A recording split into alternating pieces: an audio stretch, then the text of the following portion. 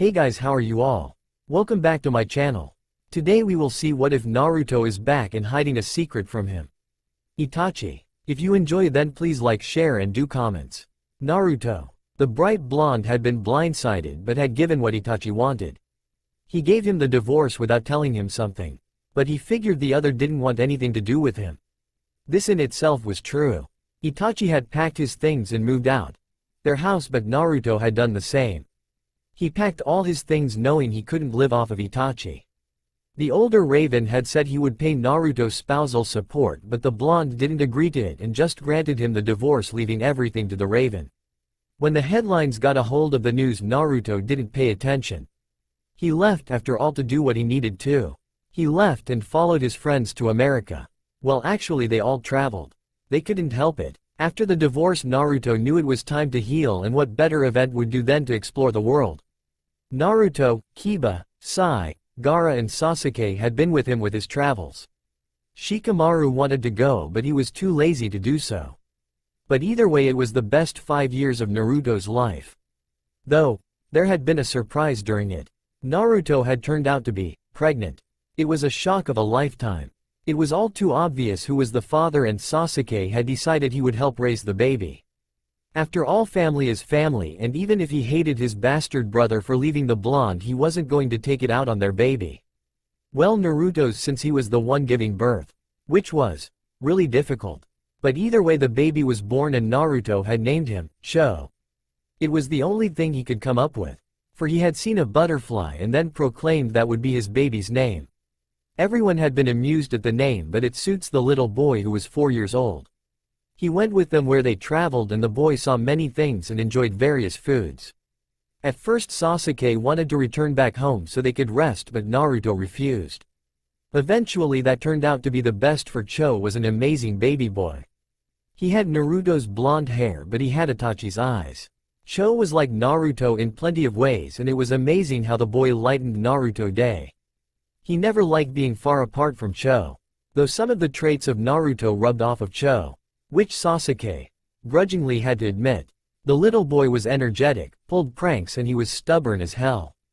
Naruto had told him never to give up and keep trying, and he took it to heart. Yet Cho unfortunately was like Itachi. When he was angry his eyes would flash, and like Itachi would grow silent, and when he was pushed to it he went off. Kiba had learned that pissing off a mini Naruto, Itachi, was not good. It was a bad thing. Very bad thing. Then if you hurt the chibi, then that was another mistake. Pissing off the mother of the chibi was even a bigger mistake. Kiba also learned firsthand and watched that smirk come to the 4-year-old's face. Just like Itachi. This made him fear his life from the two when they were mad. Though Cho was very possessive of his mother. He didn't like women coming near his mother who tried to flirt with him and/or males. Especially males. He would cause trouble and force them to leave, and Naruto, though always surprised from his antics, but saved him from turning down others. Cho after all was the son of Itachi. The bastard, as Sasuke dubbed. But thankfully all the traveling had done the two good. The first steps that Cho took were in Spain. His first words were spoken in England, and his first prank was done in America, in the country, by letting out some animals in a farm they were staying at for a few weeks. Gaara was Cho's favorite person. He loved it when the redhead threatened people and especially helped him get others away from Naruto. Gaara also favored Cho, for the boy was just lovable. Well, not to Kiba, who always got into arguments with the little thing. The Sai. Cho had learned his first bad word from Sai, and well, mommy Naruto was not a happy camper. Sai then made sure to watch himself, also scared of his wrath. Then Sasuke. Cho was a smart boy and he knew that they were related. Another thing, the Uchihas were good at it. Damn Uchihas. But he never spoke about it because he had seen his mommy cry when Sasuke said something about them. He was supposed to be asleep, but he had eavesdropped. He never wanted to his mommy cry, so he never brought it up. Their travels drove them to try new foods, sports, animals and everything under the stars. Cho knew when he got older he would want to travel just like his mommy. He had proclaimed this in the middle of dinner rather loudly, causing the group to laugh and take in the great mood set. Naruto gazed at the small child sleeping in Sasuke's arms. He smiled lovingly and tilted his head back. "Can't believe we are back, Hadobi?" the young raven said with a smirk as he watched the blonde's eye twitch in annoyance seeing the smirk. He just looked out the car as they were driven to a new place. Since Naruto didn't buy a house, he had to buy one since they were back. Kuratsi of his father. Hokage Enterprises was his business, and like many, he wanted Naruto to back home so he could see his grandchild. After all, Naruto left when he was 21. He had gotten married to Itachi when they were in high school. Of course it wouldn't divorce. Rolling his eyes, he pressed his forehead to the cool glassed window as the nightlife passed them by. I wish I could move in with the others. He muttered softly, though Sasuke just chuckled lightly. They already have homes. Your dad just got you one. All because you're his precious Uke-san. Naruto's eye twitched once more, his cheeks burning red as he flipped the bird to Sasuke, who couldn't help but laugh at his antics. While Cho was still sleeping like Naruto, he was out like a light when he slept. Why I'm your friend I still don't know. There was a snort. I'm your best friend. Naruto grinned, wiggling his eyebrows. Strike a nerve? He was met with silence, and Naruto only laughed this time seeing Sasuke's eyebrow twitch. After 2 hours they were at Naruto's new house. It was a modest 2-story in a nice neighborhood. Same one his father lived in with his mother. Minato and Kushina were his lovely parents. Naruto would often be mistaken as Minato's younger brother, but nope, he was the son. Sasuke handed Cho to Naruto, though it was amusing seeing Cho's head flop back like he was dead.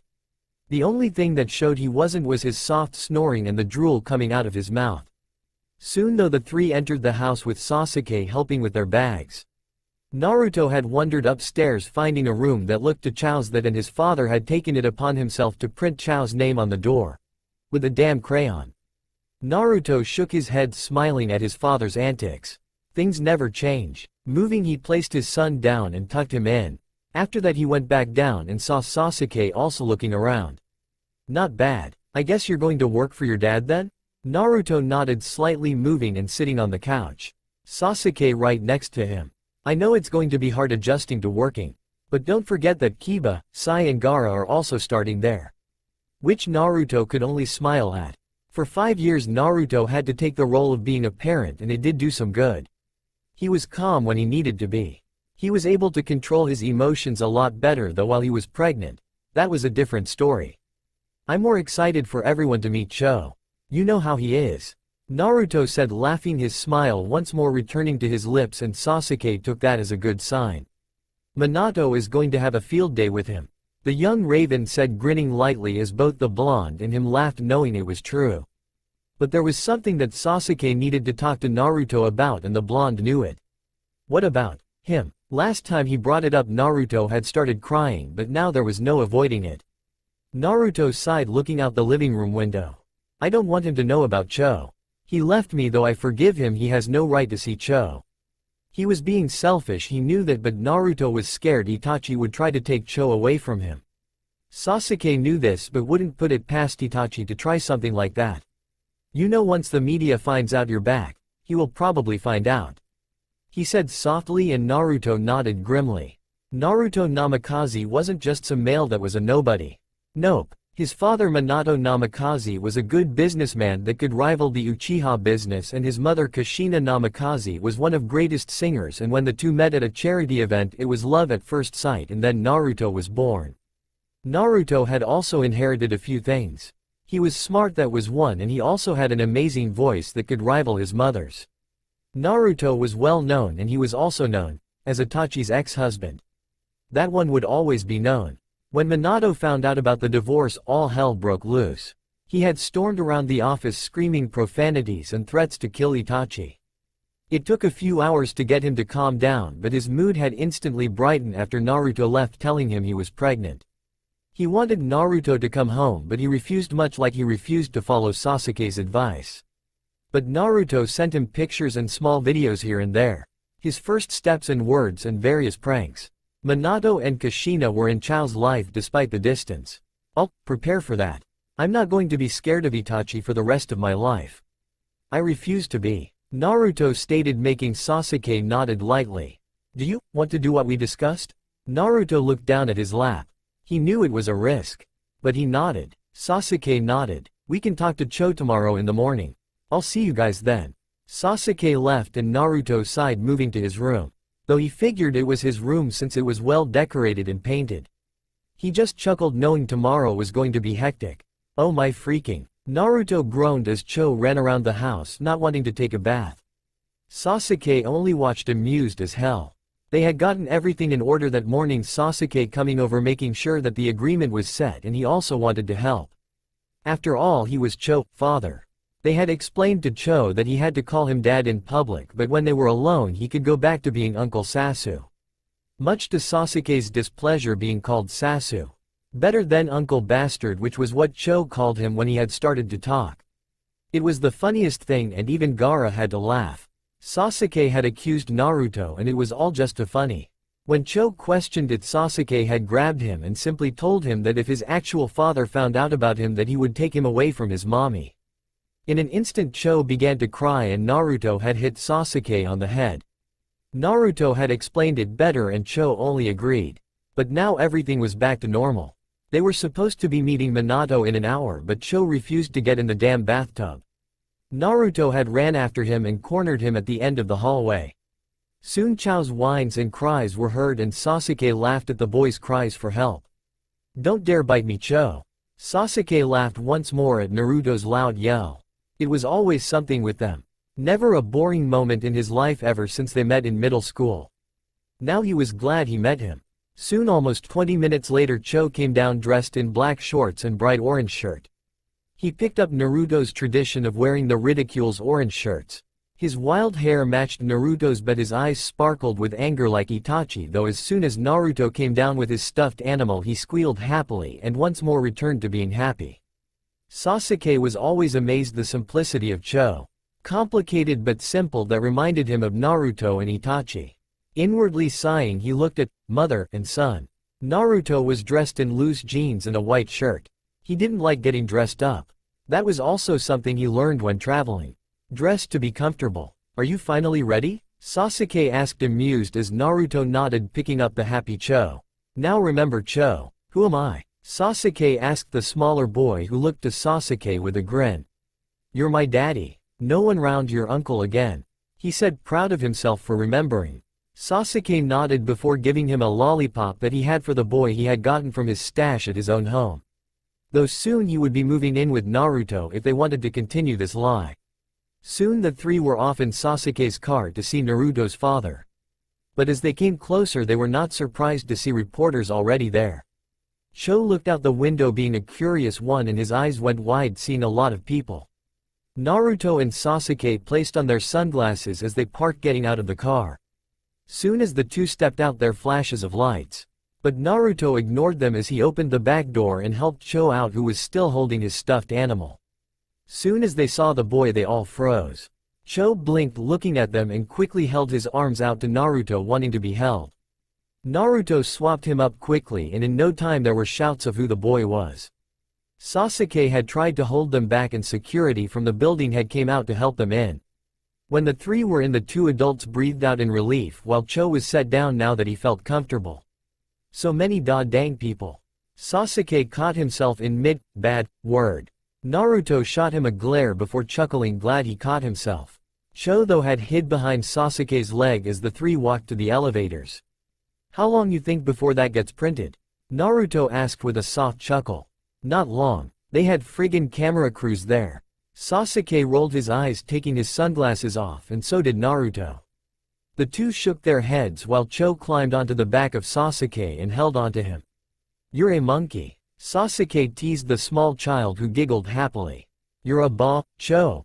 Both Raven and Blonde scolded the young child, though Sasuke sent an accusing glare to Naruto, who chuckled nervously.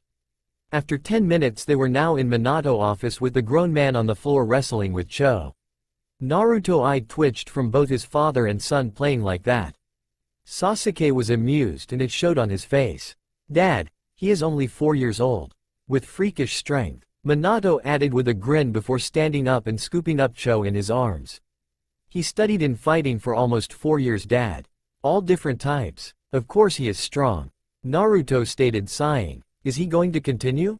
"Of course. Plus he likes fighting," Naruto said with a small grin. Cho nodded in agreement, giggling as Minato held him by his feet upside down. "Just like a monkey." Sasuke stated with a small grin. The four were comfortable talking with Cho playing on Minato's computer. Naruto and Sasuke telling him about their travels and when the other three were going to start working. They already started. Gaara deals with computers. Kiba the same and Sai is sorting mail as punishment. What he do? Quote. Oh. Both Naruto and Sasuke laughed at Minato's face that had gave away what Sai had done, more like said. Naruto? The blonde froze when he heard his name. A familiar voice saying it. Sasuke's head snapped up and so did Minato's. Cho only looked up because everyone had gone silent. He saw a man who looked like Sasuke except older. Wanting to know, Cho tilted his head before moving and running over to Sasuke. Daddy, why does that man look like you? Sasuke wanted to praise the young child but he only forced a smile and looked down to Cho. He is my brother. Your uncle Itachi. Cho looked back to the man who seemed surprised. Itachi had been working when his father called him to turn on his TV. He had asked why but his father just told him to hurry and put it on the news. When he did, his eyes had widened slightly. He watched as a car pull up to a familiar building and his brother and ex-husband get out of the car. But that wasn't what surprised him the most.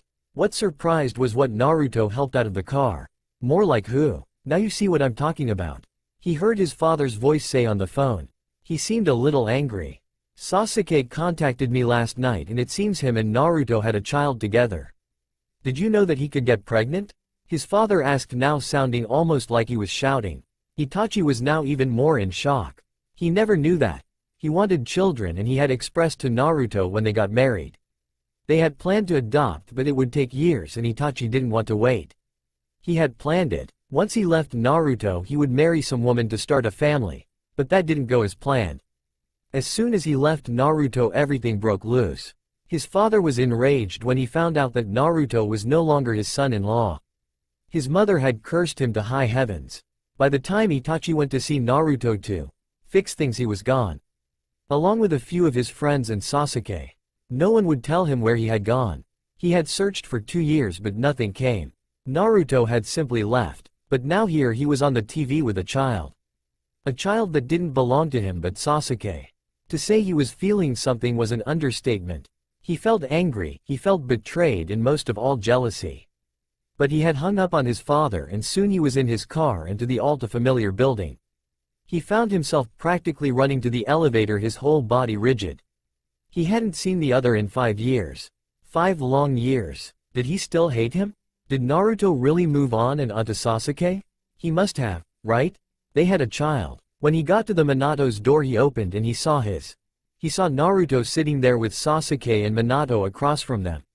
Naruto? The name just left his mouth without thinking. Seeing if it was really him. The blonde's head didn't even move but Minato and Sasuke's did, and if looks could kill. But his eyes were instantly on the small child who was a mini version of Naruto. That was when he heard Sasuke's words. He is my brother. Your uncle Itachi. Like the world was crashing around him, the older Uchiha stared at the blonde child. Who simply stared back. He heard the boy call Sasuke, Daddy, and how comfortable Cho was in his lap. Was Cho really Sasuke's and Naruto's child? Did Naruto really have a child with him? He supposed, well, no, he knew it was his fault. Naruto moved on, but he never thought he would move on to Sasuke. Sometime didn't add up though. The kid looked no more than 5 years, perhaps 4 years old. He and Naruto were divorced 5 years. That meant either Naruto was pregnant when they were divorced or slept with Sasuke right after or held during their marriage. For some reason that fact made Itachi angry. Jealousy showed its ugly head. Well, father was right. Tell me, little brother, why didn't you tell us the happy news when the boy was born? Itachi spat out, happy, though remained calm. He could see Minato was not happy that he was there. He saw murder written in his eyes and he had a pencil in his hand that clearly said, to stab Itachi. His name is Cho, not boy. His eyes went to the one who spoke. His blonde, Naruto. I wasn't talking to you. He said rather heartlessly, still angry with the thought of Naruto cheating on him during their marriage. He saw his blonde glare at him, the same spirit he fell in love with. Don't talk to my mommy that way. He didn't realize that the boy was now in front of him. He felt a rather hard kick come to his knee and he looked down in anger, being kicked by a mere child. You runt. He growled out, moving to catch him. Don't touch my grandbaby. Minato ended up tackling the eldest of the Uchihas with the pencil in hand. In that instant Itachi found himself trying not to get stabbed by the older blonde male while Sasuke got a hold of Minato. Naruto scolded his father while holding Cho, who pouted, also being scolded. Though he didn't want to, Sasuke helped Itachi to his feet. "My family for ya." Sasuke held back the smirk and kept his face impassive as Itachi glared at him hatefully. "So you took my sloppy seconds, little brother. Nothing to be proud of.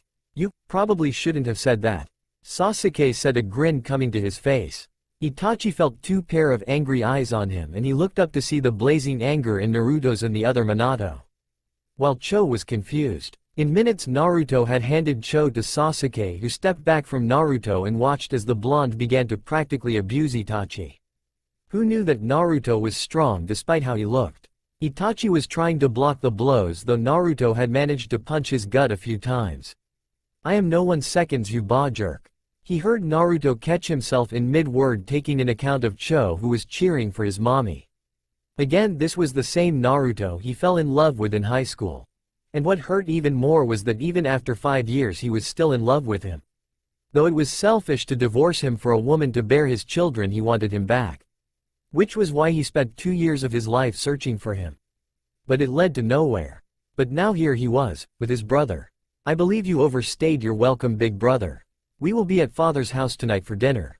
Mother wants you to attend as well. I was planning on telling you when I went to Sharingan, but now you're here." Naruto listened to Sasuke as he spoke to Itachi, who now sported a nice bruise on his arms and face. Minato had never been so proud of his son, well, also when he gave birth, but another proud moment. Minato watched Itachi leave after a few more words and a glance at Naruto. When he left, Cho was sent back to playing games on the computer. "He's not stupid, Naru. He figured it out." "Well, either that or he has theories." Minato found himself telling his only son with a soft sigh. Naruto only nodded sadly but said nothing. "I'll keep lying to him if I have to. He's not taking Cho away from me." The three sighed as they looked to the blissful child playing games. "Dinner is going to suck," Sasuke muttered, and both blondes nodded in agreement. Oh yays. Dinner was awkward for Itachi only. He seemed to be in his own personal hell. He watched as Sasuke interacted with Cho. How he held Naruto's hand so effortlessly. How everything seemed to just scream at him how he ruined his own life. But did he let this show? Nope. Well, trying to stab Sasuke's hand when he reached across him to get some bread might have been a small giveaway. But other than that, Itachi Uchiha was alright. He is so adorable, Naruto. You and Sasuke made such a cute baby. His mother gushed. But both her and his father knew the truth but were willing to go with Naruto's wishes. They had grown quite fond of the blonde-haired boy. Naruto blushed at the compliment. Yeah, once Sasuke found out he wanted us to return here. No offense to you guys, but I wanted to keep traveling, he said, glad that he was able to tell the truth to some extent. It's fine. Minato showed us the videos and pictures earlier. He is such a fast learner. Just like a Uchiha. Again his mother gushed, smothering the poor blonde 4-year-old. Don't forget his pranks. You know how long it took us to chase those dang goats? Sasuke yet again caught himself. Naruto snickered softly. I didn't do it. Mom, why don't you eat more of the noodles, sweetie? Naruto said, quickly shoving some of the noodles in his son's mouth. Sasuke caught on though. His eyes narrowed at Naruto, who looked to the young raven, laughing nervously. I knew it. The table filled with laughter except for Itachi. His hand had been gripping the fork in his hand a little too tightly. So, now the awkwardness for everyone began. Hell, even the father couldn't help but shift. Are you two living together? Sasuke waved his hand slightly. Not currently. We just got back yesterday, so we hadn't had time to get things together. Minato decided to buy Naru a house. Both older Uchihas chuckled lightly. Of course he would. Naruto only smiled, keeping his eyes away from Itachi. Are you two planning on getting married? Of course they still had to play the part of making sure Itachi believed they were a family. I'm not sure. What do you think, Nar? Shut up. Silence filled the room that even Cho stopped eating to look at the very angry Itachi. Sasuke was a little shocked at how much anger was in 2 words. What's wrong, Ida? Shut up. How can you just sit there and expect me to handle this like it is nothing? You are with Naruto, my ex-husband, and with a child. Don't think I'm stupid. The only way that child could be yours is if you two fucked while we were married or right after the divorce. Itachi. Their mother was very angry for Itachi to even say that. Especially when Cho was there. Naruto felt tears threaten to fall, glaring angrily at Itachi. While Sasuke's hand were fisted tightly. If I remember correctly, you left me. I didn't want plan on that. Who I am with afterward is none of your concern. Naruto stated, standing up quickly and leaving the dining room. Cho though had started to cry as soon as Naruto left, which caused Sasuke to move and gather the blonde boy in his arms, glaring at Itachi. I want mommy. Cho cried into Sasuke's shirt, who just walked, going after Naruto, who was rather upset to be called a cheater. After they left, only Itachi and his parents were left. Instantly though his parents glared at him. I can't believe you said that. In all my years, Itachi, you better apologize to him. His mother warned, still glaring, while his father continued with his own words. Naruto is right. You left him. Don't you dare break his world because you want to be selfish again. I lost him once. I'm not planning to lose him and my grandchild because you are acting like a fool. Though both did feel guilty for not telling Itachi that Cho was his child, they were not happy with how Itachi handled dinner. You can't be blind. I know and well as you know that. That boy, Cho, could possibly be mine. Unless Naruto cheated on me or slept with Sasuke right after. I will not just sit back and watch this. Itachi glared back his parents and saw them tense. You know something? He simply stated, his anger now slipping away as he grew curious. Father? Mother? Both didn't speak, but Itachi knew the silence. So, Naruto did cheat. He isn't capable of doing such a thing. Itachi caught them. He caught them and his anger grew. Then, what you're telling me is that Cho is mine and you knew this whole time. It wasn't a question, it was a fact. His mother shifted and Itachi rose quickly, glaring once more. You kept my child from me? He roared, his eyes flashing. There was a gasp and he turned his angry eyes to the one who did it. Naruto. Naruto had been planning on going in and apologizing for his behavior, but he had walked in when Itachi found out. Which led Itachi looking at him. We need to talk, was all Itachi said as he strolled over to his blonde.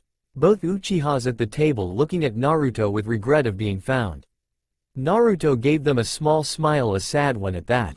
Naruto was dragged upstairs to Itachi's old room. Sasuke had also heard the whole thing and was trying to calm Cho, who was still crying. He sighed softly before he sat down and tried to get him to sleep. While upstairs, Itachi locked the door once Naruto was in his room. Naruto stood still near the window and Itachi sat at his old desk. The tension was very clear in the room. Are you really with Sasuke? No. Was this his plan to keep Cho away from me? No, it was mine. Damn, that stung. Itachi let out a small breath before looking back to Naruto. Why? Why didn't you tell me? You left me. You had no right to demand me of anything. Cho is my son. I am his father. Yes, that makes him our son. Blue eyes flashed in anger. You left me. I knew telling you would only delay the divorce. Eventually you would leave me and take Cho with you. I had no choice. Plus I found out when I started traveling. Were you ever going to tell me? Fuck no. That broke the calmness. Itachi had pinned Naruto to the wall in a second when he scoped. The glare back on his face. When Naruto so simply told him he wasn't planning on telling him made his heart hurt. He glared down at the blue eyes that swirled with emotion. I will be part of his life. It was a demand that wouldn't be refused. But Naruto would be damned if he let that happen. He opened his mouth to protest, but he found familiar lips on his, causing his whole body to freeze. Something made him react. He began to kiss back, a small whimper leaving his lips when Itachi's hand found their way to his hips, holding him against his body. Naruto felt a tongue on his lower lip and he knew Itachi wanted in.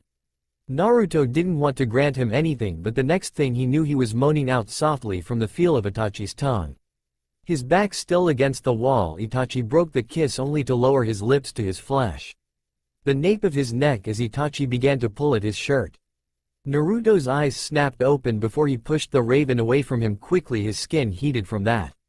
Don't touch me. Naruto went to hit Itachi, but instead the raven caught his fist and smirked. You still react the same way. You still love me, Naruto, and I plan to get you back. Itachi leaned down once more, giving Naruto one last kiss that left the blonde breathless. It took him a little time to notice that Itachi had left the room. Naruto glared as he walked out of the room and downstairs to gather Cho. Itachi only smirking as he leaned against the wall.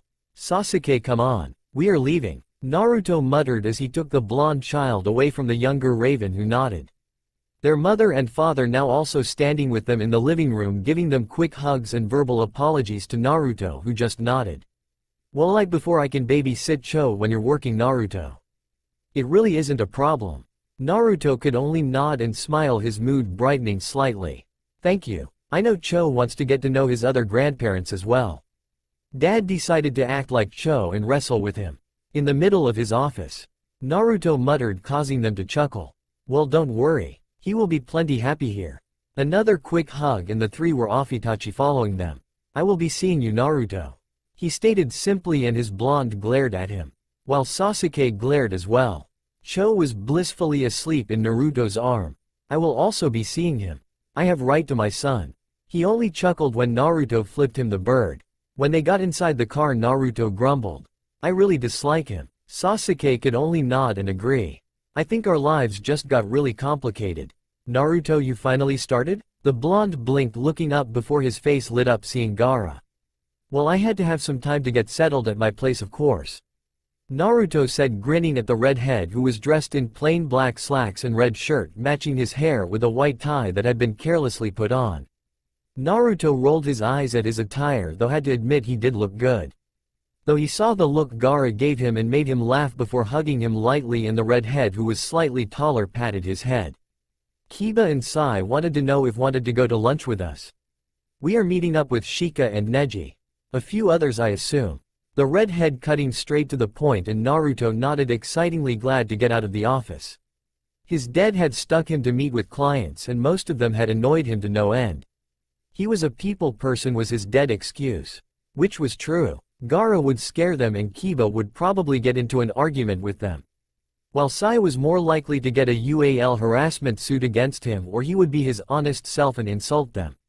Naruto was really the only choice since he knew how to act. He smiled though. They were his friends after all. Neji and Hinata were cousins and also ran a rather serious gaming company.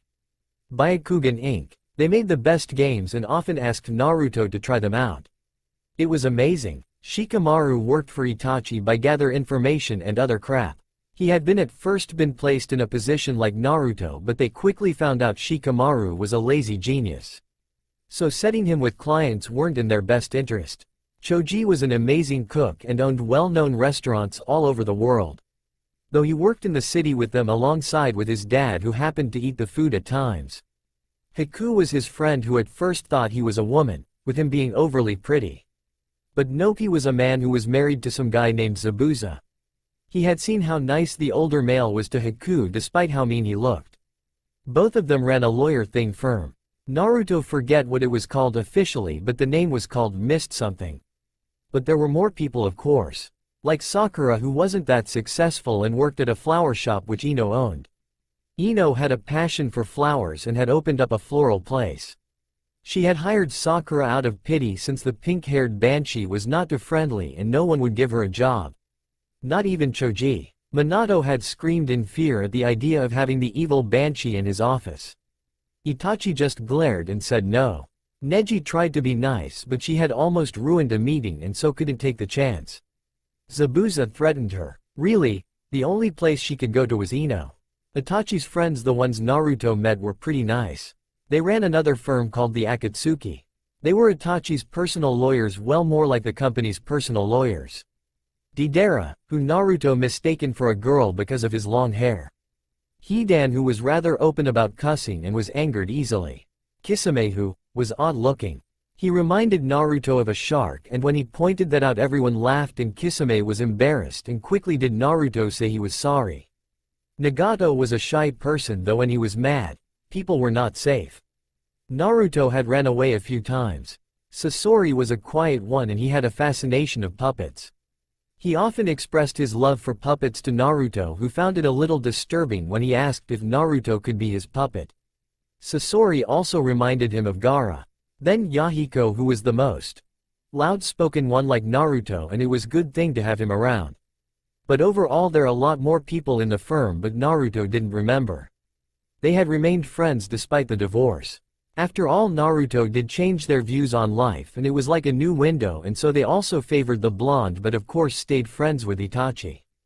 Then there was Shino, Jiraiya and Tsunade, Iruka, Kakashi, Lee, Temari and Kunkuro, who were Gaara's siblings. They were also a good part of Naruto's life. But the real people who dominated his life in general were the Uchiha family. The whole clan freaking loved him. Madara, who was head of the family, had welcomed him and often asked him to lunch when he was with Itachi. It was really just good to sit and talk. Then Tobi. What could he say about the man-child? But either way, Naruto was excited to be back. Cho had heard plenty of stories about everyone, and so Naruto had decided he could at least invite everyone to his new home and have a welcome home party. It was a good idea, and Sasuke had decided he would help and also to piss off Itachi. Since the bastard had made him come in early and worked him the whole day. It seemed Itachi was still mad about the whole acting thing. "Where are we eating?" Naruto asked with a grin. "Beats me." Naruto pouted but just sighed, looking down at the newest clients. "Naruto." A small group called out to the blonde, who spotted him and waved him over. The blonde grinned and sat down with his friends. Soon the party was the main thing being discussed. "Naruto, that's a lot of people. Are you sure your place is big enough?" Shikamaru asked in a bored tone. "Yay, Shika. The living room, dining room along with the backyard. Dad bought me a rather big place. So I have enough room. But, the whole Uchiha family is coming. I mean together that is over 20 people." Kiba exclaimed, making Naruto think slightly. That is true. Damn. I really hope I have enough room. But I mean, you saw my backyard. It's pretty big. The group nodded slightly, knowing it was true. "It's fine, Naruto. You will have enough room," Gaara stated calmly as they began to lunch break. Sasuke couldn't find time to get off thanks to Itachi. When Sasuke told him he was off to meet some friends for lunch, Itachi tricked him and found out one of them would be Naruto and told him he had work to do. It was a nice lunch too, and Naruto couldn't wait until tonight. Everyone would get to meet Cho and it would be good to see everyone again.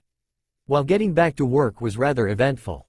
Minato had been running around the office asking where his baby was. Naturally, everyone wondered how a man like him ran a business, but hey, he paid them their salaries. That, and it was refreshing to have a boss like him. When Naruto had walked in, he had been tackled by Minato, checking him over as if he had been kidnapped. Which, in his rant of asking him if he was hurt, he had believed the evil Itachi had kidnapped him. Naruto could only push his dad off of him and dusted himself off, grumbling about weird dads and mothers needing to make him grow up. Minato followed him, asking why Naruto was being so mean to him. Just another day at work that now had Naruto there. Things were peachy. When work was over, Naruto had gone home and found Cho there playing with Sasuke, who had managed to get off early from his unused hour of break and had began to make some food. They were going to have to make a lot of food, but it was pretty fun. Cho only watched, drawing with crayons happily. Music filled the kitchen as Naruto and Sasuke cooked. Both having a nice time. Both had decided to cook a few new dishes they had learned when they traveled. Naruto had decided to make cake. Strawberry cake with cream cheese icing. It was so good. He had put fresh strawberries on top, but he knew he was going to have to make perhaps 3 of the same cakes so everyone could have a slice or two. Though the house soon began to smell like food and Cho had wanted some food, so Naruto had given him a small plate. Though soon his house began to fill with people. The first to show on time, mind you, was the Uchiha family. Naruto had been seeing Itachi there too, and he had to keep himself from glaring at his smirking face. But Madara had gotten him into a hug along with a few others. Naruto returned each one, though Tobi the man-child had decided to tackle him. "I'm so over being on my back," he had groaned, causing the family to laugh. There of course was a double meaning to that. Duh. When it came to Itachi, Naruto glared him fully and just went to walk away from him, but the raven had managed to kiss his cheek and Naruto began his many threats to his life. The other Uchihas laughed nervously at the blonde's anger towards Itachi. But that anger left soon as his friends decided to walk in without knocking. Kiba, Shikamaru, Gaara and his siblings, Shino, Sakura, Iruka and his boyfriend Kakashi, the ever-so-youthful Guy and Lee, Neji and his cousin Hinata, the whole Akatsuki, Zabuza and Haki, Choji and his dad, Jiraiya and Tsunade, Sai, Ino and a few other girls who Naruto remembered as soon as they walked there. But so many people in house. His dad and mom had come as well and everyone was just having a good time. Except for Naruto who had tried to get Itachi to stop stalking him. He found his way to the kitchen where Sasuke finished the last dish. "Your brother is a stalker," he said, groaning, and Sasuke snorted softly. "Sounds like him," he said before earning a glare from Naruto. "Sho, are you ready to meet everyone?" Naruto asked the small child who grinned happily, anything but shy. Thanks to Sai, who said people liked people who were truthful. Which Sai was obviously too good at telling the truth. Sasuke rolled his eyes before heading out to the living room where everyone was either standing or sitting down. He was greeted by everyone and he saw Itachi talking to the Akatsuki since they hadn't really seen each other for a while. "Everyone, this is my son, Cho," Naruto exclaimed happily as he walked in with the small blonde boy who smiled happily to everyone there. It was the girls who broke it first. "He is so adorable and small. He's like a mini you." Ino had been the one to come over to try and hold him. Well, actually most of the females in the room tried to hold Cho. The males in the room except for Itachi looked at the hoarding females go crazy for a simple child. Though Cho was more than happy to be surrounded by them. Naruto's eye twitched seeing the all too familiar smirk on Cho's face. Sasuke had patted Naruto on the shoulder, laughing at the attention Cho was getting. "Well, can't say he doesn't like it. That little bastard loves it." It was Hidan spoke bluntly. "Watch your language," Naruto said, glaring at him. Hidan snorted, moving to say something, but Itachi beat it to him. "I don't want my son to learn words like that so soon, Hidan." The male glared at Itachi, though knew not to piss off Itachi. While a few of the girls had heard, Hidan blinked. "Wait, what? I thought Sasuke's was the fodder?" It was Sakura who spoke, now confused. Itachi was the one to snort. "My brother isn't man enough to impregnate Naruto." A few of the guys turned a little red from hearing him, while Minato had decided to jump in and hug Naruto, rubbing his head on Naruto's, who was quickly getting annoyed and his face was already red from hearing Itachi. While Sasuke coughed, trying to keep his anger hidden. "My poor baby." "It's okay, Itachi wasn't man enough either." "Dad, how do you think Cho is here?" "My baby. You deflowered my baby." "What the foo?" Sasuke had slapped his hand over Naruto's mouth as soon as he heard him speak. Naruto's face was pink from hearing his dad. While the Uchiha males had tried to stop their laughing and Naruto's male friends coughed to try to hide their laughter. Even Gaara had to cough. Itachi only smirked, though his eyes were narrowed when Cho spoke. "Mommy? What is deflowered?" Minato heard him also and chuckled nervously. Madara kept himself from laughing while Tobi had decided he would take it upon himself to tell the small child. Itachi ended up punching Tobi, who was whining from being abused. "Dad, look what you did." "Honestly, Minato," Kushina said, scolding her husband. "Did he hurt you, mommy? Is that why grandpa is mad?" "'Cause daddy deflowered you," Cho asked, his eyes now lighting up in anger hearing that Itachi hurt his mommy. Sasuke and Naruto had to explain to him who Itachi really was, and the little boy had no problem accepting it. Though he still didn't like his mommy getting hurt. But after those words left the boy's mouth, nothing could be helped. The whole house was filled with laughter. Naruto was red as a tomato and Itachi could only rub his head, unsure what to do. "So, who wants food?"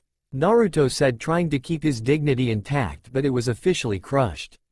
Tonight, though was amusing, was the most traumatizing event in his life. Not only that, but Cho was now angry at Itachi for deflowering his mommy. Through the rest of the night, Cho had made sure Itachi didn't get close to Naruto. The Akatsuki gang had taken a quick liking to the child. They dubbed him Chibi, and soon Deidara, who had came up with first, had felt the wrath of Chibi. More or less, Itachi was damn proud of his son, but he also knew that tonight, though, wasn't that of a failure. He had to get on Naruto's good graces and just hope he could get him back in Cho. "The first time I saw him, I was walking through the halls of school with my friends walking with me, babbling about something I didn't care to listen. I knew my brother was starting at the same high school and I thought he would be alone. So I had decided more or less to go bother him in his class. It was easy to find him since he was standing in the hallway near his classroom talking to what I thought was a girl at first. But when I got closer, I saw it wasn't a girl but instead a beautiful blonde boy. He was no taller than Sasuke and his big blue eyes were wide with excitement, his mouth moving, which meant he was talking. He had a small frame and his hair was everywhere. What got me were the 3 marks on his face on each cheek. I never had seen such. a beautiful sight that I had literally stopped walking and just looked. Of course I hadn't realized this until Hidan, who was rather blunt and rash about things, spoke. Coming out of it I found myself fighting a blush but then found the will to move my feet. Soon I was standing next to my little brother who was glaring at me and found the little blonde also staring at me with a curious gaze. I gave him a smile which seemed to have startled him because his eyes went a little wide.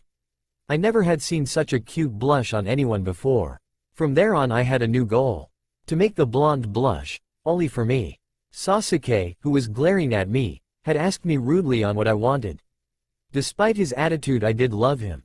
Sighing I lifted my hands and I knew he knew what was coming. Soon 2 fingers poked him on the forehead and he looked embarrassed as he rubbed the spot. I heard my blonde laugh and I tried to fight the grin that wanted to show. My friends were used to seeing my bug Sasuke, but actually showing emotion I'm pretty sure I shocked them. Shut up Naruto. It's funny. The blonde now named Naruto defended with a bright grin on his face and I could tell Sasuke was not happy about it. He went to strangle my blonde and I watched in mild amusement as Sasuke tackled the poor blonde who was still laughing as he was being choked. Now usually I would be concerned by Sasuke's attempt of murder on another, but Naruto just seemed to be having the time of his life. I couldn't help but chuckle at the sight. Hidan, who was next to me, had cussed loudly when he heard me chuckle. All hell is freezing, he proclaimed, and I was not amused and glared at him. He only gave a grin. Why are you trying to kill Naruto again, Sasuke?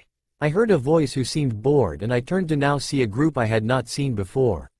The boy who spoke dressed in black pants and a tank top, his hair in a ponytail which was spiky in the back. While a few others stood as well. A boy with red hair and strange tattoo on his forehead, another with pale eyes and long brown hair, and another one who kinda looked like Sasuke that it was creepy. There was a pink thing there too who seemed to be glaring at my Naruto. Stupid banshee. Then a bushy-browed fellow who was trying to get Sasuke off the laughing blonde. When he was off, the redhead moved and helped Naruto up, though upon seeing the redhead my blonde had latched onto him and I found myself getting jealous. Gaara. So the redhead was named Gaara. I watched as the Gaara tried to pry off the hyper-blonde and the brown-haired pale-eyed boy helped, though the blonde ended up latching onto him as well, crying out Neji. Again I grew jealous. I knew it would draw questioning gazes but I didn't care. I saw this Neji character was enjoying the attention a bit too much. Moving my hands found the blonde's hips and I pulled him off and had picked him up bridal style. Naruto's face had turned a cute red and his friends along with mine seemed confused and surprised on what I was doing.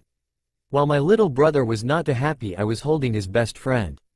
Which I gathered from how they acted. Why are you holding Naruto like that? I heard Sasuke ask and his glare at me only fueled my answer.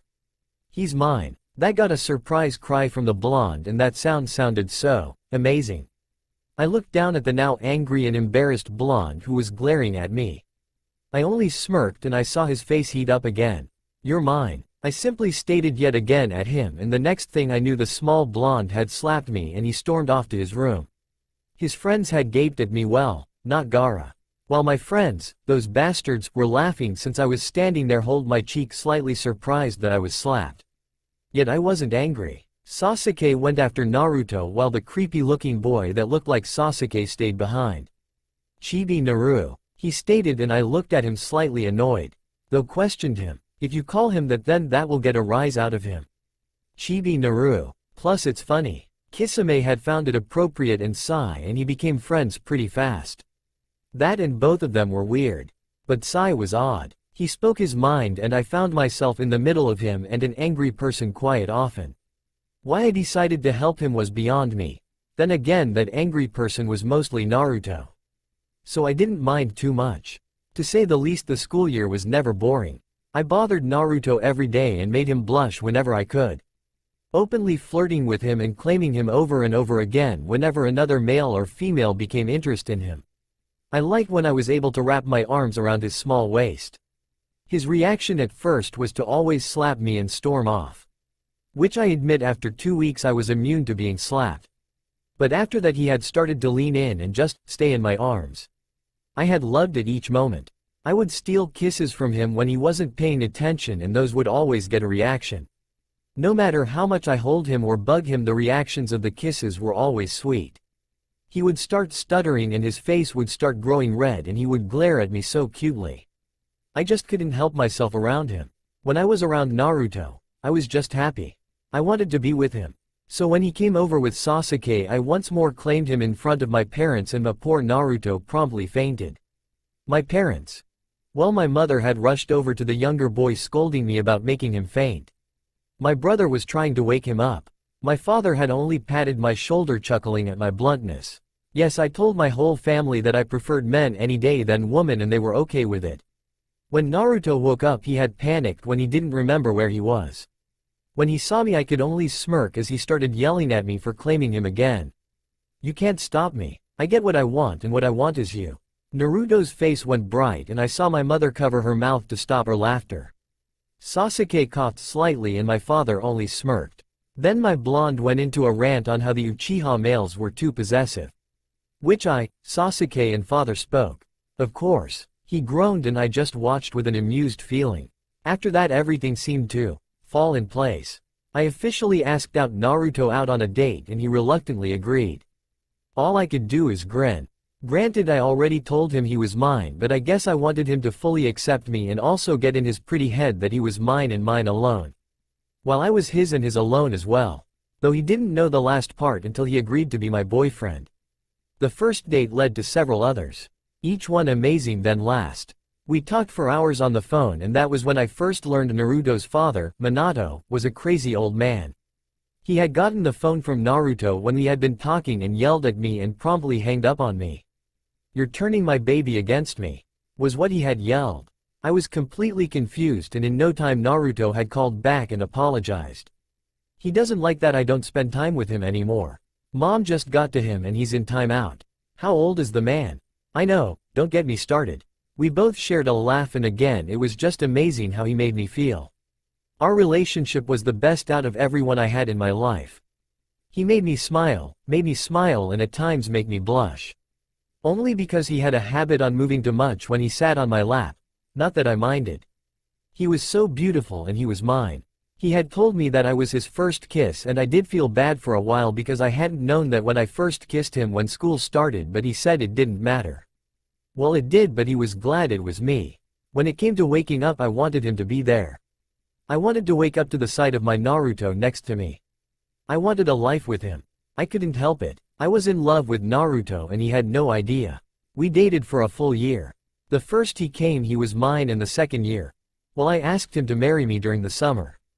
Minato had plainly refused when I asked his permission to do this, but Naruto's mother, Kushina the sane one of the two, gave me her blessing, seeing as I did make Naruto very happy. Minato sulked for a while. I still questioned his mental state. Naruto had been happy and he cried when I proposed to him. Which was during a party at Madara's home. The whole Uchiha family there. Soon though both Kushina and my mother were planning the wedding. They wanted Naruto to wear a dress. My blonde downright refused. Though it would have been rather interesting to see him in one, I didn't really care. Only that we were married in the end. In Naruto's second year of high school he was engaged to me. When it was winter break the wedding happened. That was also the night I took my Naruto to bed. It was worth the wait. Though it was old-fashioned, I waited till we were married to have him. To show him I really did love him. When we returned to school I was a married man. So was Naruto. Of course I expected jealousy, but I didn't care. Naruto didn't either. But sadly I graduated with being in my last year of high school. In no time I was working with my father while attending college. It wasn't that hard since working with my father did make me a lot of money. He paid for college since he knew I was saving my money. In no time I bought a house for me and Naruto as a surprise. When Naruto saw it he cried once more, but he was happy and so was I. Naruto was 15 when I met him. He was 16 when I married him. I was 17 when I met him. I was 18 when I married him. It was when I turned 23 that I did the stupidest thing in my life. I left my Naruto for selfish reason. After 5 years of great marriage I left him because I wanted children and adopting would take too long. I was stupid and I left him. He was 21 when I left him and it took me no more than a month to realize what I had done. I left the only man who made me happy at 24. I remember the day I told him I wanted a divorce. He looked so broken, he looked helpless. I hated to see him cry and I had promised to never to hurt him because that would make him cry. But I broke my promise when I left him. I moved out of our house and moved into an apartment. I thought Naruto could at least live at the house until he got it together. But when I went back to the house a few weeks later, all his things were gone. Dust had collected and I realized he had moved out. I had no choice but to sell the house. I hated myself when I did that. It was my gift to him. To my blonde, but I had no right to call him my blonde anymore.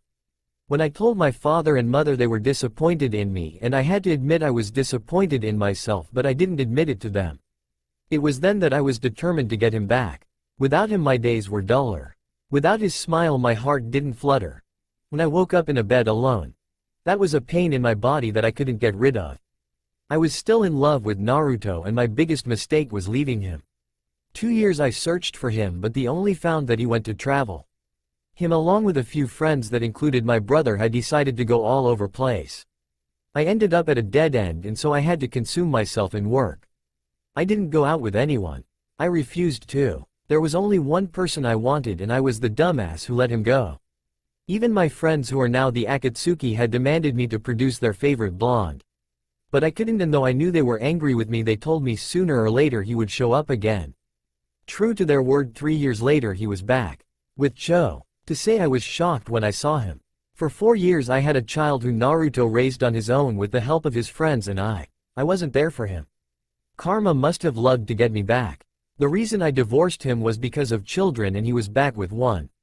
Life is a bitch. Not funny at all. But now I am more determined to get him back. Naruto is still mine. After all, an Uchiha is possessive.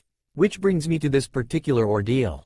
My son is currently staring at me with narrowed eyes while I stood in Naruto's new house. He was still angry that I had deflowered his mother. I on the other hand had no idea how to deal with his possessiveness over Naruto, but at least I know where he got it from. Me, I'm not here for your mother today. I was granted a day with you. After all, I am your father. I studied him before a smirk came to the boy's face. Good, cause you're never going to deflower my mommy again. My eye twitched at his words. This kid. So what are we going to do today, Daddy? Well, my annoyance left me once he called me Daddy. Was this how my own father felt with us? Either way, it felt good to be called Daddy. With a smile I answered him. We are going to get a present for your mother. I saw Chao's eyes light up and I chuckled. Soon the two us were off for an interesting day. Itachi's POV. At times I knew my own father wasn't happy with the choices I made as a child. Like getting into the kitchen before dinner and eating candy when he wasn't looking. Or when I got into a fight with another boy who decided to steal my ball in grade school. Even when I brought home a stray dog that turned out to have rabies and had us trapped in our own home for a few hours while animal control tried to get it and ended up putting it down. I know well of the disappointed and poor choices I made as child. As a teen though, I did shape up. I learned what was wrong and right. By my family's standards, they wanted me to be successful.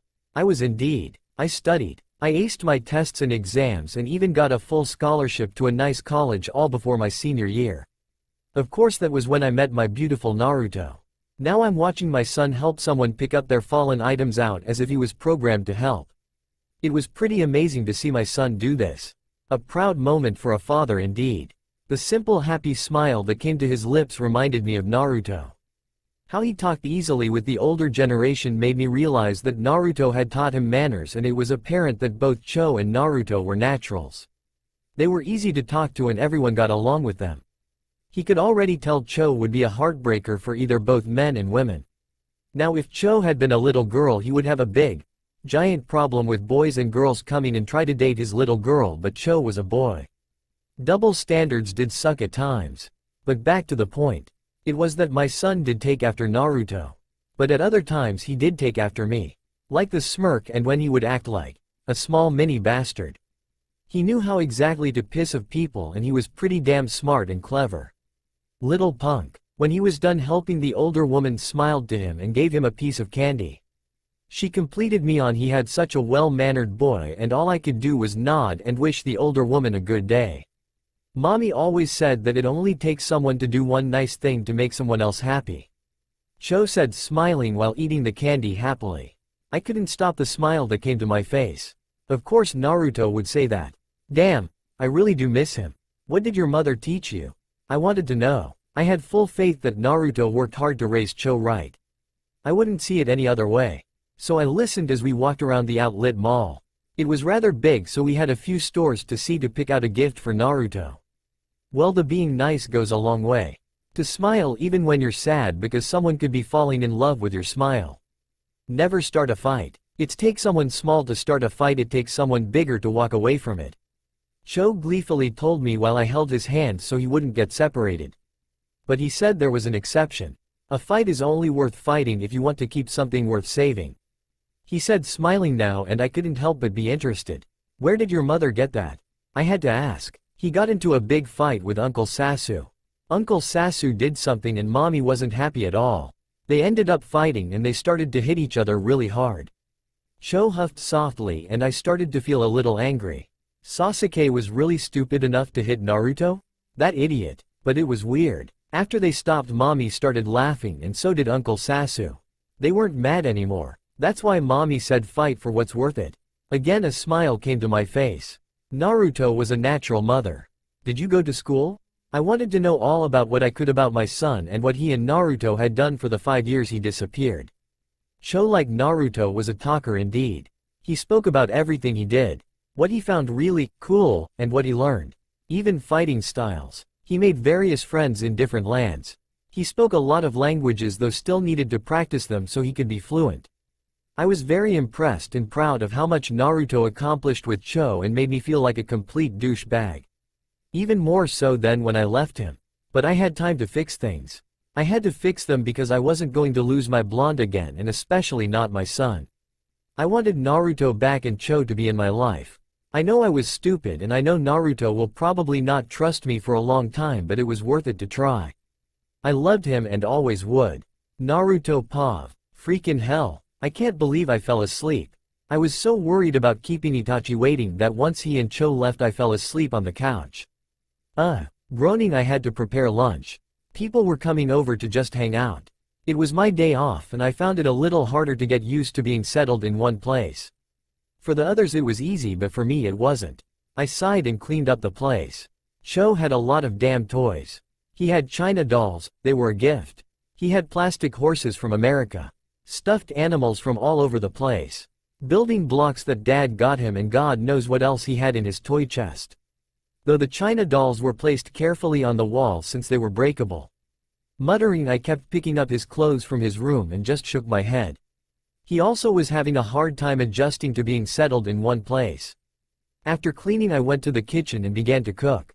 I heard the door open and I rolled my eyes. Sasuke, sometimes it's nice to knock. I really didn't get why the bastard couldn't just knock like normal people. What's the point? You know it's me. Figures. Bastard. Whatever. Help me cook. I huffed in a rather bad mood. You still don't like Itachi spending the day with Cho, do you, Dobi? I glared at him before huffing. He's my son. I heard him laugh and I pouted. It's not like Cho is going to pick him over you. He loves you. You're his mother. I couldn't help but smile at that. Even though Sasuke could be a total bastard, he wasn't too bad. Sighing, I was feeling better and soon we were laughing and cooking. I loved cooking, made me relax. Who's coming over? Not sure. Shika for sure. Gaara and Kiba. Side 2. Choji. I forgot who else. I hope Sakura didn't come. She was pissing me off more than normal. She kept telling me she could watch Cho when I couldn't. Offering to take him to the park. As if she was his mother. Cho didn't like her either. When Sakura held him too long he would burst into tears, and I don't like seeing my baby cry. I swear. Dobi, are you listening? I just realized Sasuke was talking the whole time. Haha. Yes? Really? What did I say then? Quote. Exactly. I pouted again. You always pick on me, asshole. Sasuke laughed at me again. I just huffed. Damn Uchihas. After 30 minutes of cooking we were done and people were already at my place. To my displeasure, Sakura was here and asking where Cho was. He's with Itachi. They will back in a bit. I muttered, trying not to glare. Sakura just nodded, seeming pleased about this, and this caught my attention. What was the bitch planning? Normal Pav. Naruto and the other were sitting at the table just talking and joking and tolerating Sakura as best they could. Sasuke was not too happy she was there, and she wasn't even hitting on him, so something was up. He wondered what she was up to and he planned on figure it out soon. Naruto laughed at how Sai told him what his father made him do when he was way too honest. Mommy. Naruto blinked hearing Cho and stood up, a big smile on his face.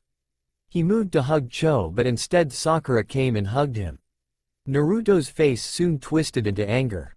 The others who there were more or less shocked. Gaara could see Naruto getting very pissed off, and Shikamaru was just getting annoyed and angry as well. Sai wanted to say something but probably wasn't a good time, and Choji just looked at Sakura like she was crazy. Sasuke blinked seeing what had happened, and he frowned, moving and grabbing Cho from Sakura's arms. What the fuck do you think you're doing? Naruto asked, his voice low. I'm hugging Cho. Naruto tried to breathe calmly. He called for me. You are not his mother. I am. I gave birth to him.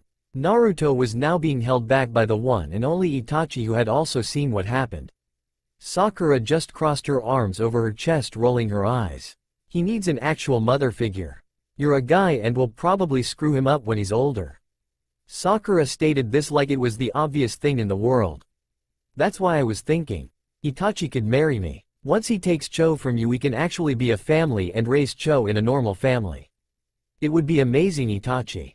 Right? I mean, everyone knows why you left Naruto.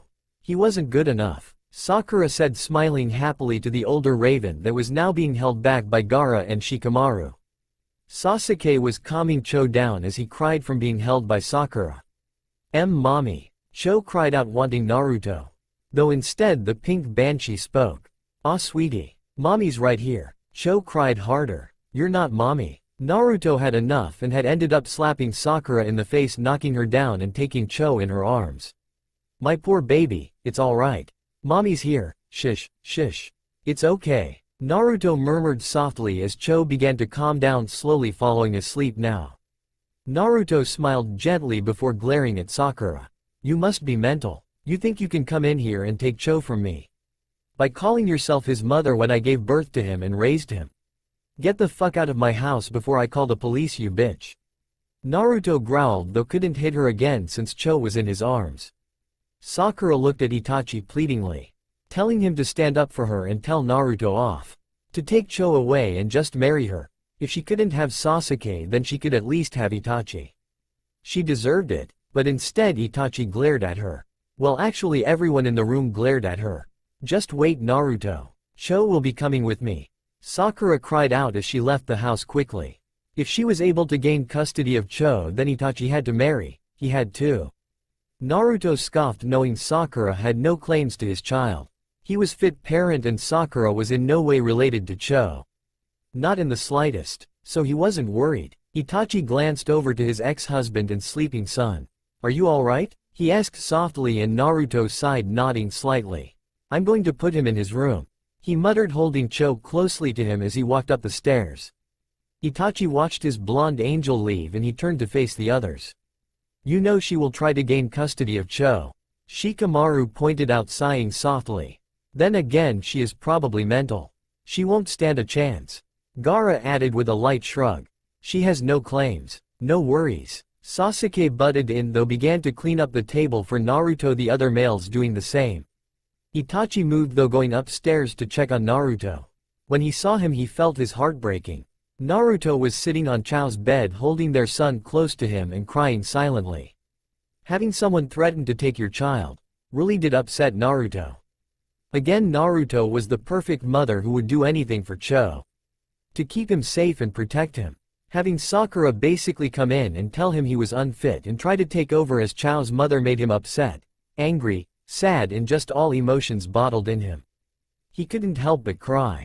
Itachi moved in silently, taking Cho from Naruto and tucking him in the bed, making sure he would be comfortable before picking up the crying Naruto and taking him to his room, which was of course a few doors down from Cho.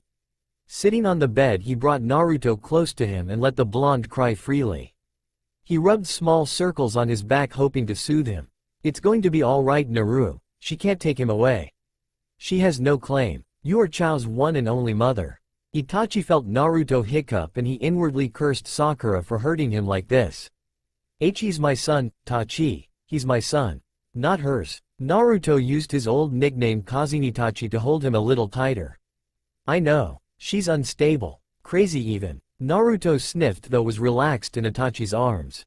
God, how he missed being his arms like this. It made him feel comforted. Like Itachi never left him years back. Just rest. I'll be here when you wake. Itachi whispered gently into Naruto's ear, who did just that.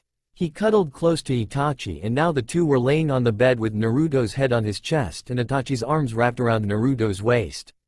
This was what he missed at nights. In the mornings, in his pocket was the gift he and Cho had picked out for Naruto. It was a bracelet and Cho had picked out the charms. Itachi only paying for it.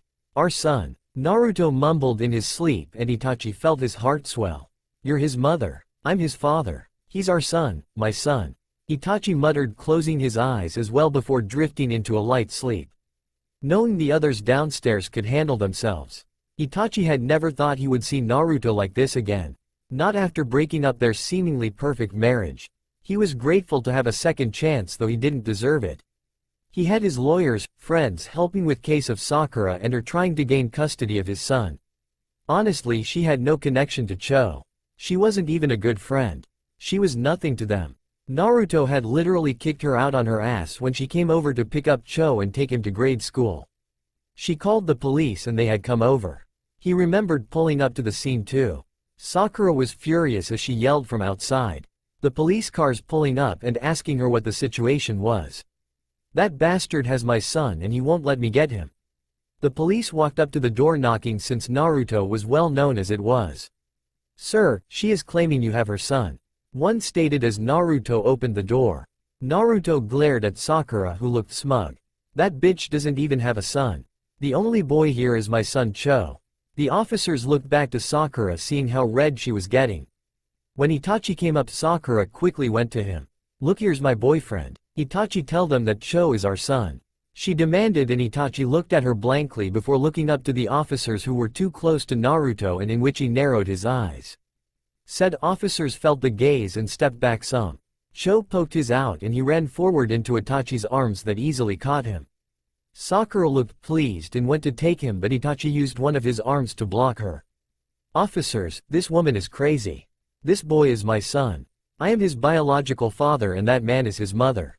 He said, gesturing to Naruto, who was getting annoyed with all of it. I want this woman arrested for trespassing and attempted kidnapping of our son. Sakura stood there flabbergasted that this had turned around on her. Naruto just kept glaring at her and he moved forward, taking Cho from Itachi gently. I want her away from me now. The blonde-haired male demanded, and the officers could only oblige. Two prominent people were not to be taken lightly.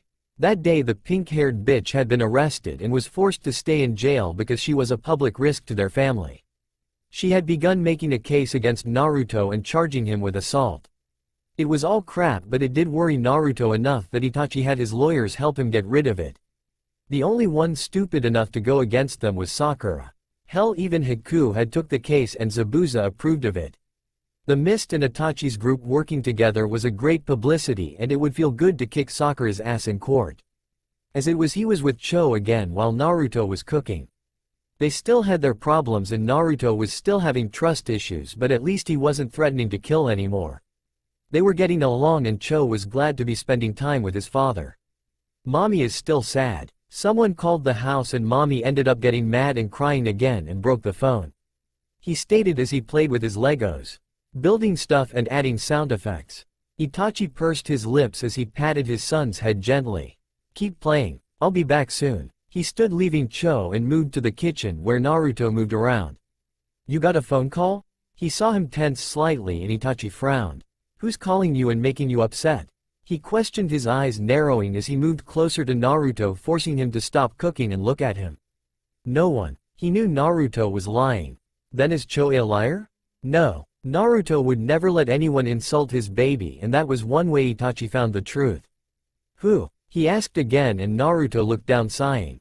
Just Sakura. She keeps calling from jail and she keeps telling me I'm going to jail for assaulting her.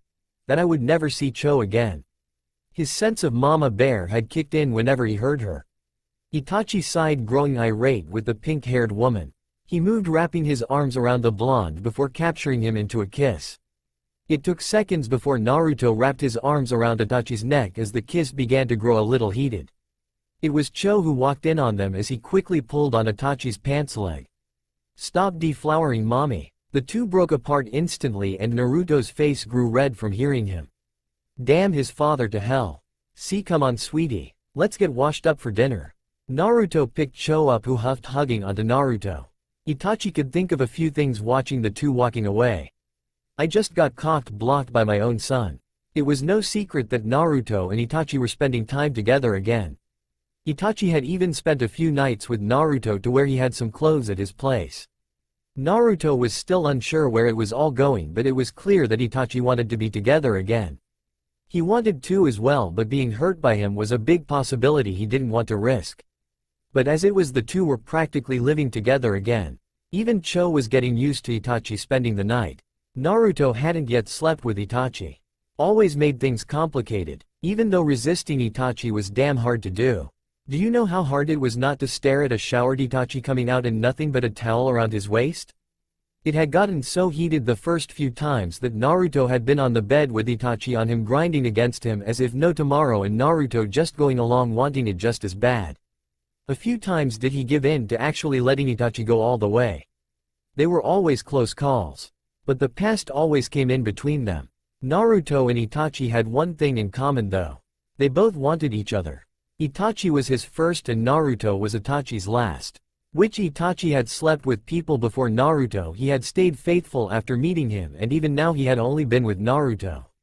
It's been 2 months now, and with the growing relationship Itachi felt like they could get back together again. He had let his UAL desire get in the way a few times. Well, dozens of times, but he stopped when Naruto told him to. He would never force his blonde into anything. It drove him crazy because Naruto would do other UAL things to help him, and it was harder not to ravish him. It wasn't a secret either that Minato wasn't happy. Whenever he visited his son, he would see Itachi there and would glare at him. Kushina was the only one keeping on a tight rope. One wrong move and he was in the doghouse. Though Itachi wasn't the only one who was a tight leash. His own parents threatened to castrate him if he hurt Naruto again, and damaging their relationship with Cho. Sasuke was also around to help with Cho. Itachi couldn't help but get jealous with how easily Naruto and his litter brother got along. How close they got sometimes out of habit, and how Cho easily ran to him. At some point he even kissed Naruto in front of Sasuke, being childish about the situation when Naruto had left him to spend time with his little brother. Naruto had gotten angry because it had been rude. Itachi was kicked out for 2 days before being forced to apologize to Sasuke, who was pretty damned happy about his older brother apologizing to him. It had been pure amusement. But even though all families aside from Minato were finally getting along, the case with Sakura was still upsetting Naruto. Itachi had gotten his house phone and changed numbers. Got him a new cell phone and changed the locks for him just in case. If people were really stupid enough to mess with Naruto, then Itachi was not going to have any mercy. Aren't you going a little overboard? Sasuke questioned, bored as he sat in Itachi's office. No, I believe I haven't done enough. Sasuke snorted as he looked out the window. If and when you to get back together, what are you going to do that was any different from the first time? He questioned, still untrusting that his brother wouldn't leave Naruto. Make beautiful babies. If Sasuke wasn't an Uchiha, he wouldn't face palmed. But at the same time, did that really come out of Itachi's mouth? The fuck? Was his only reply as Itachi looked at him, stopping his typing for a second. The process. It dawned on him, and Sasuke felt like he should gag. I don't want to know about your life. He groaned. Anyways, you realize Cho comes first, right? When Naruto was pregnant, he had been scared to do anything because he was afraid of losing the baby. So when he was finally born, all he focused on was him. It was odd to listen to Sasuke talk about Naruto when he was pregnant. When he needed him and had failed him. Another thing, he had and will always be jealous. He should have been there. Did he want a girl or boy? Itachi asked slowly, wanting to know what his blonde angel had gone through. He said he didn't care. As long as he had 10 fingers and toes, he would love the kid no matter what gender. Itachi felt his lips twitch into a smile. Of course the blonde would say that. Naruto is a great mother despite being a man. The night that woman upset him, I realized just how far Naruto was willing to go for our son. I can even say that he loves Cho more than I. Itachi admitted, knowing it was the truth. He loves Cho more than all of us. But he still loves your bastard ass. Sasuke muttered, rolling his eyes. As I love him. Sasuke shook his head, standing up, straightening his clothes. I'm going out for lunch. He had kept it secret who he was going out with this time. He began heading towards the door before Itachi spoke. Your phone, little brother.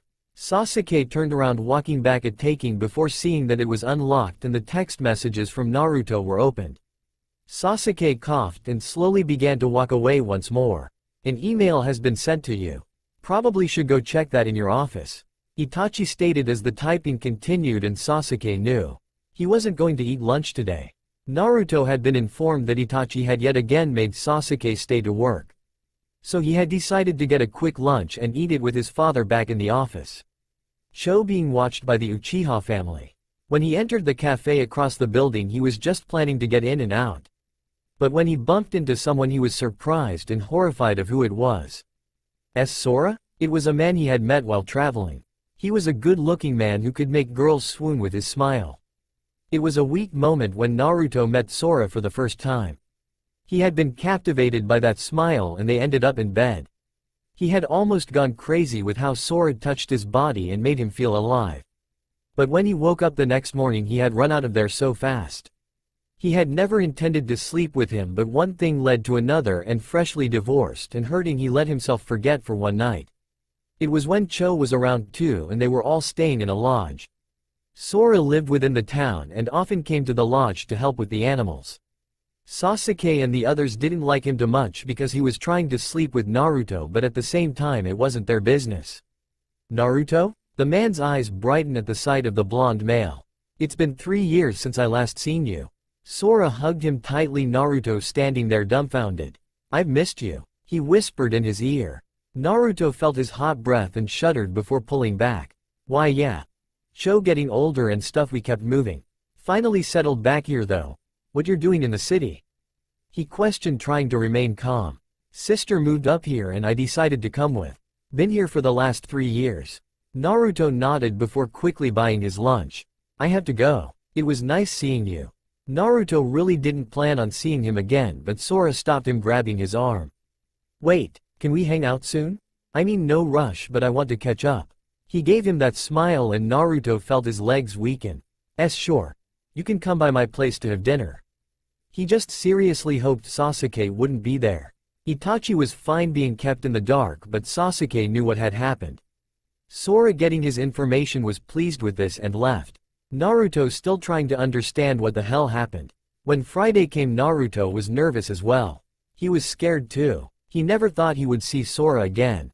So when Itachi came over like usual with Sasuke he had felt like throwing up. He shouldn't feel the way he did. Itachi had left him and he met Sora after. It was only one time but it seemed Sora had wanted something more. This was why when that morning came Naruto had ran out and packed everything, telling everyone they were leaving. It wasn't odd since Naruto often did it but they had all known why they needed to leave.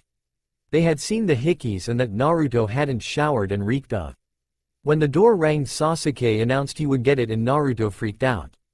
Wait, Sasuke. There was the sound of the door opening and Sasuke's next words followed. What the fuck are you doing here? Itachi had been curious as to why his little brother sounded curious. So taking Cho in his arms he walked far enough to see the male there. His eyes narrowed as Sora and Sasuke glared at each other. Naruto and I bumped into each other a while back.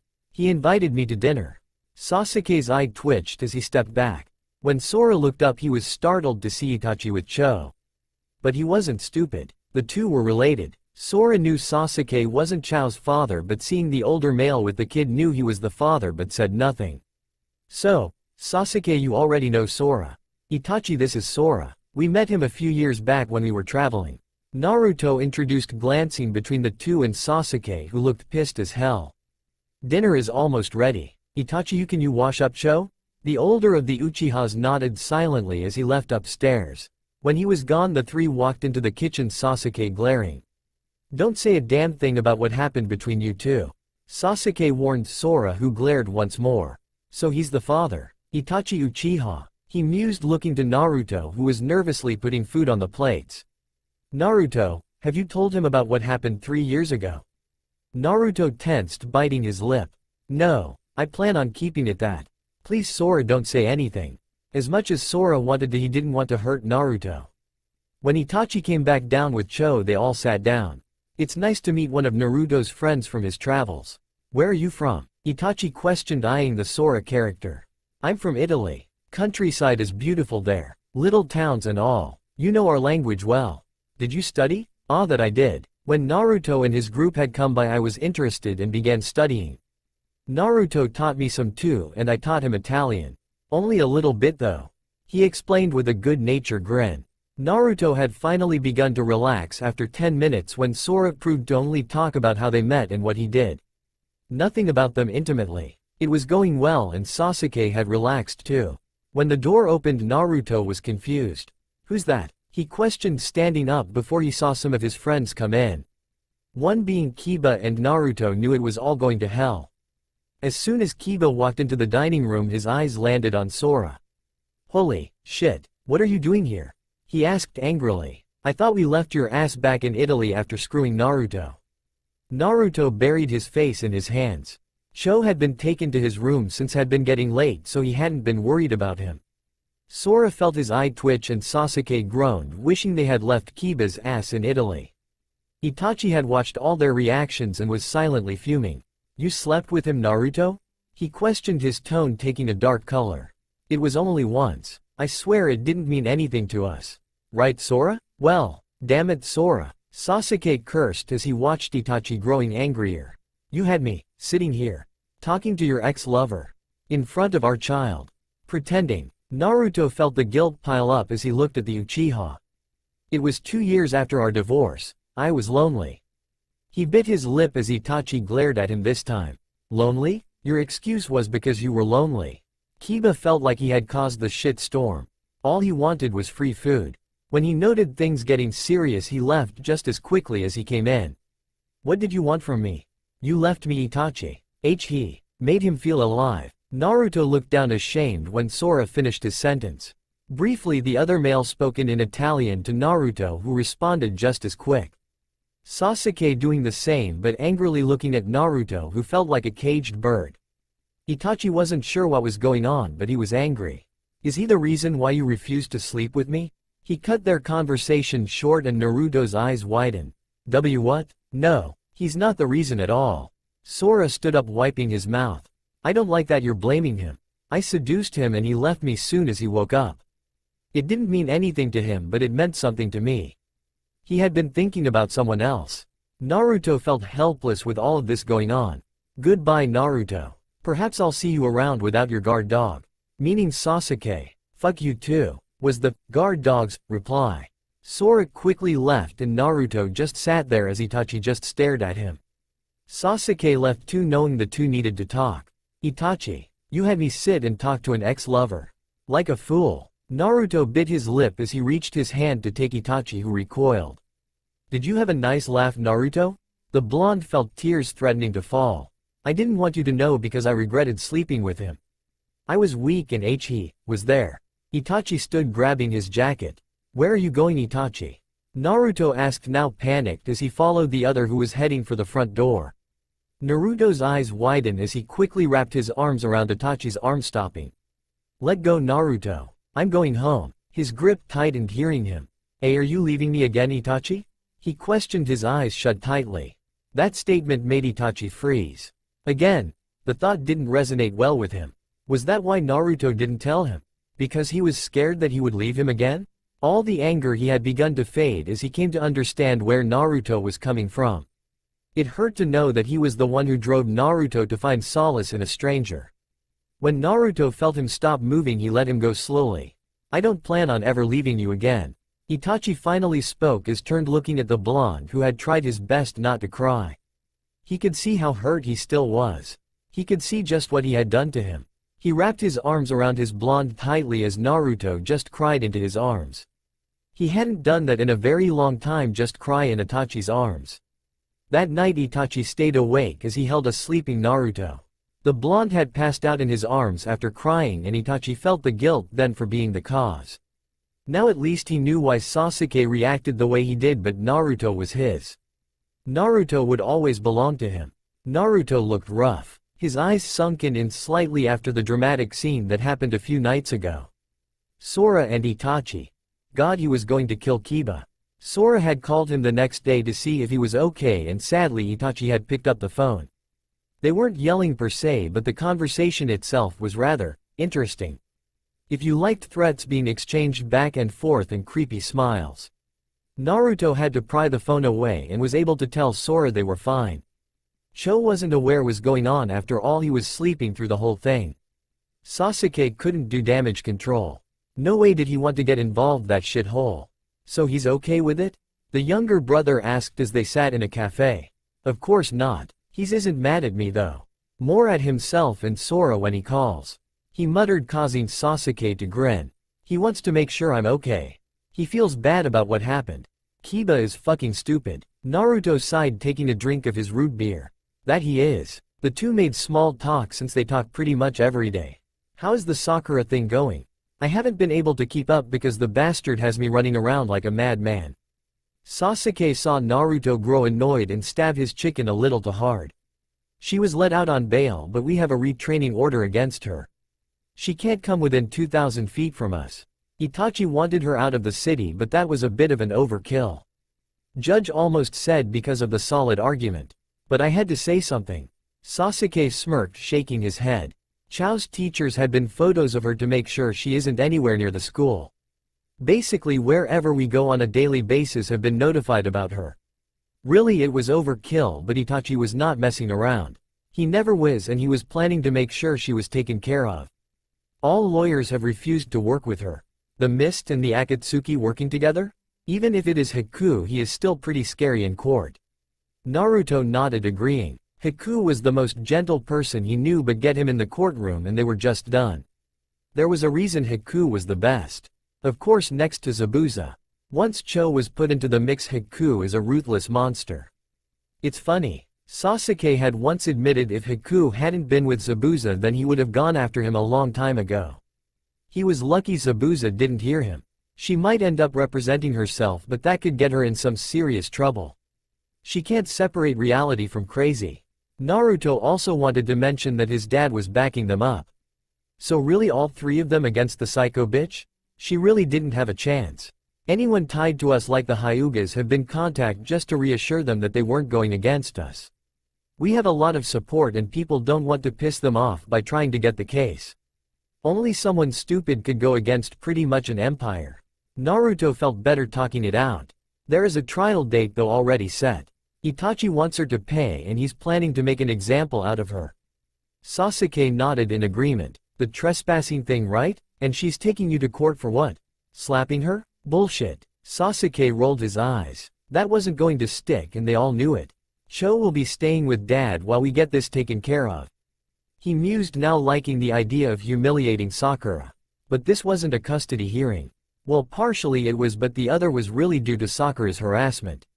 I would say good luck, but we both know it doesn't need it. Naruto only laughed. It was true. 2 months later, Naruto sat there with a bored look in his face. Sakura was sitting down and Haku was talking.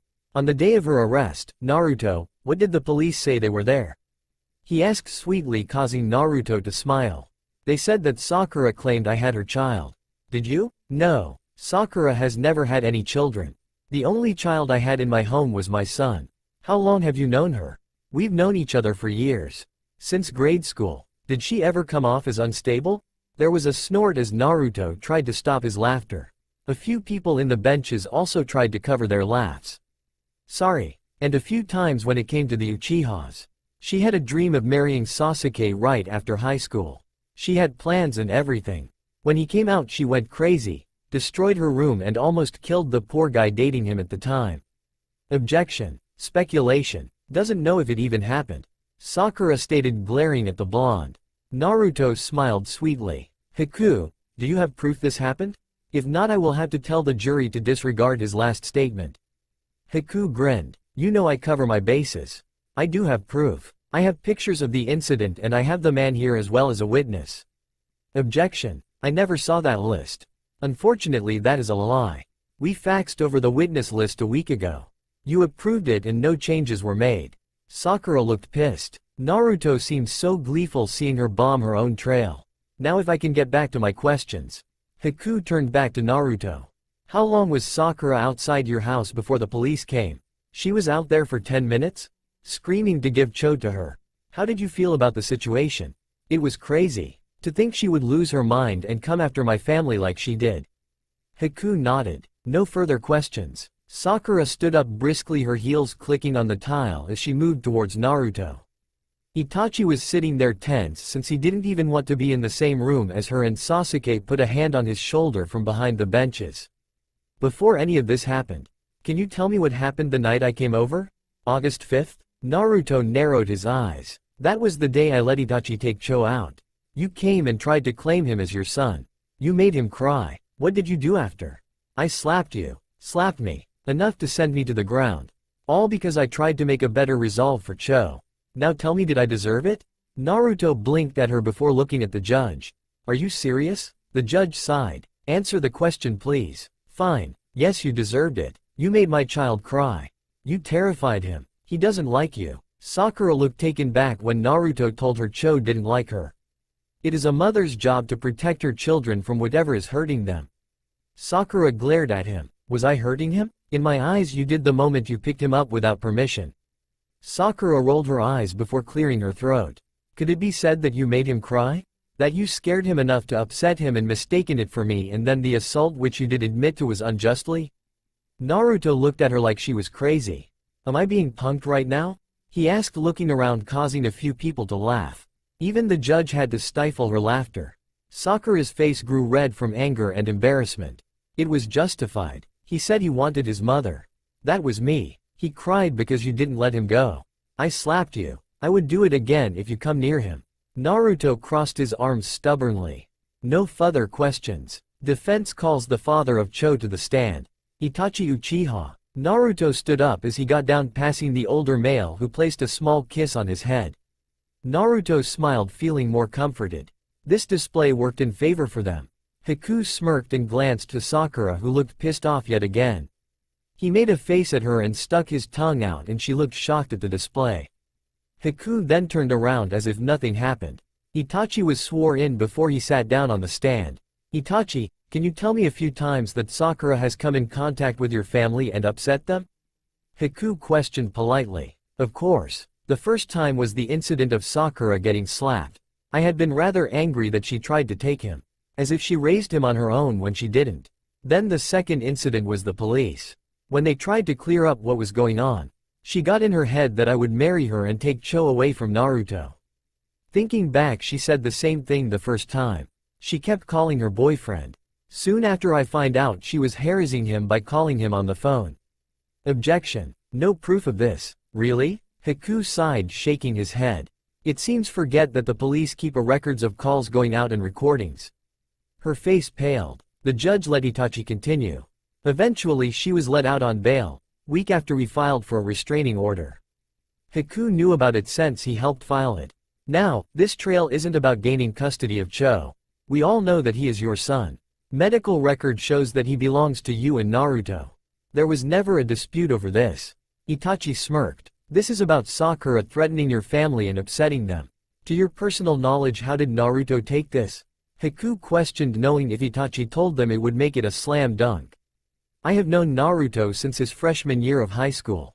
He doesn't cry for anything. Not even when Sasuke kicked a ball into his face. He just grinned with a bloody nose before kicking the ball back. When Sakura threatened our child's safety and possibly the idea of separating him, Naruto was a mess. I saw him cry while holding our son. Though I knew there was no possible way of this, Naruto still didn't like hearing the idea of Cho being taken.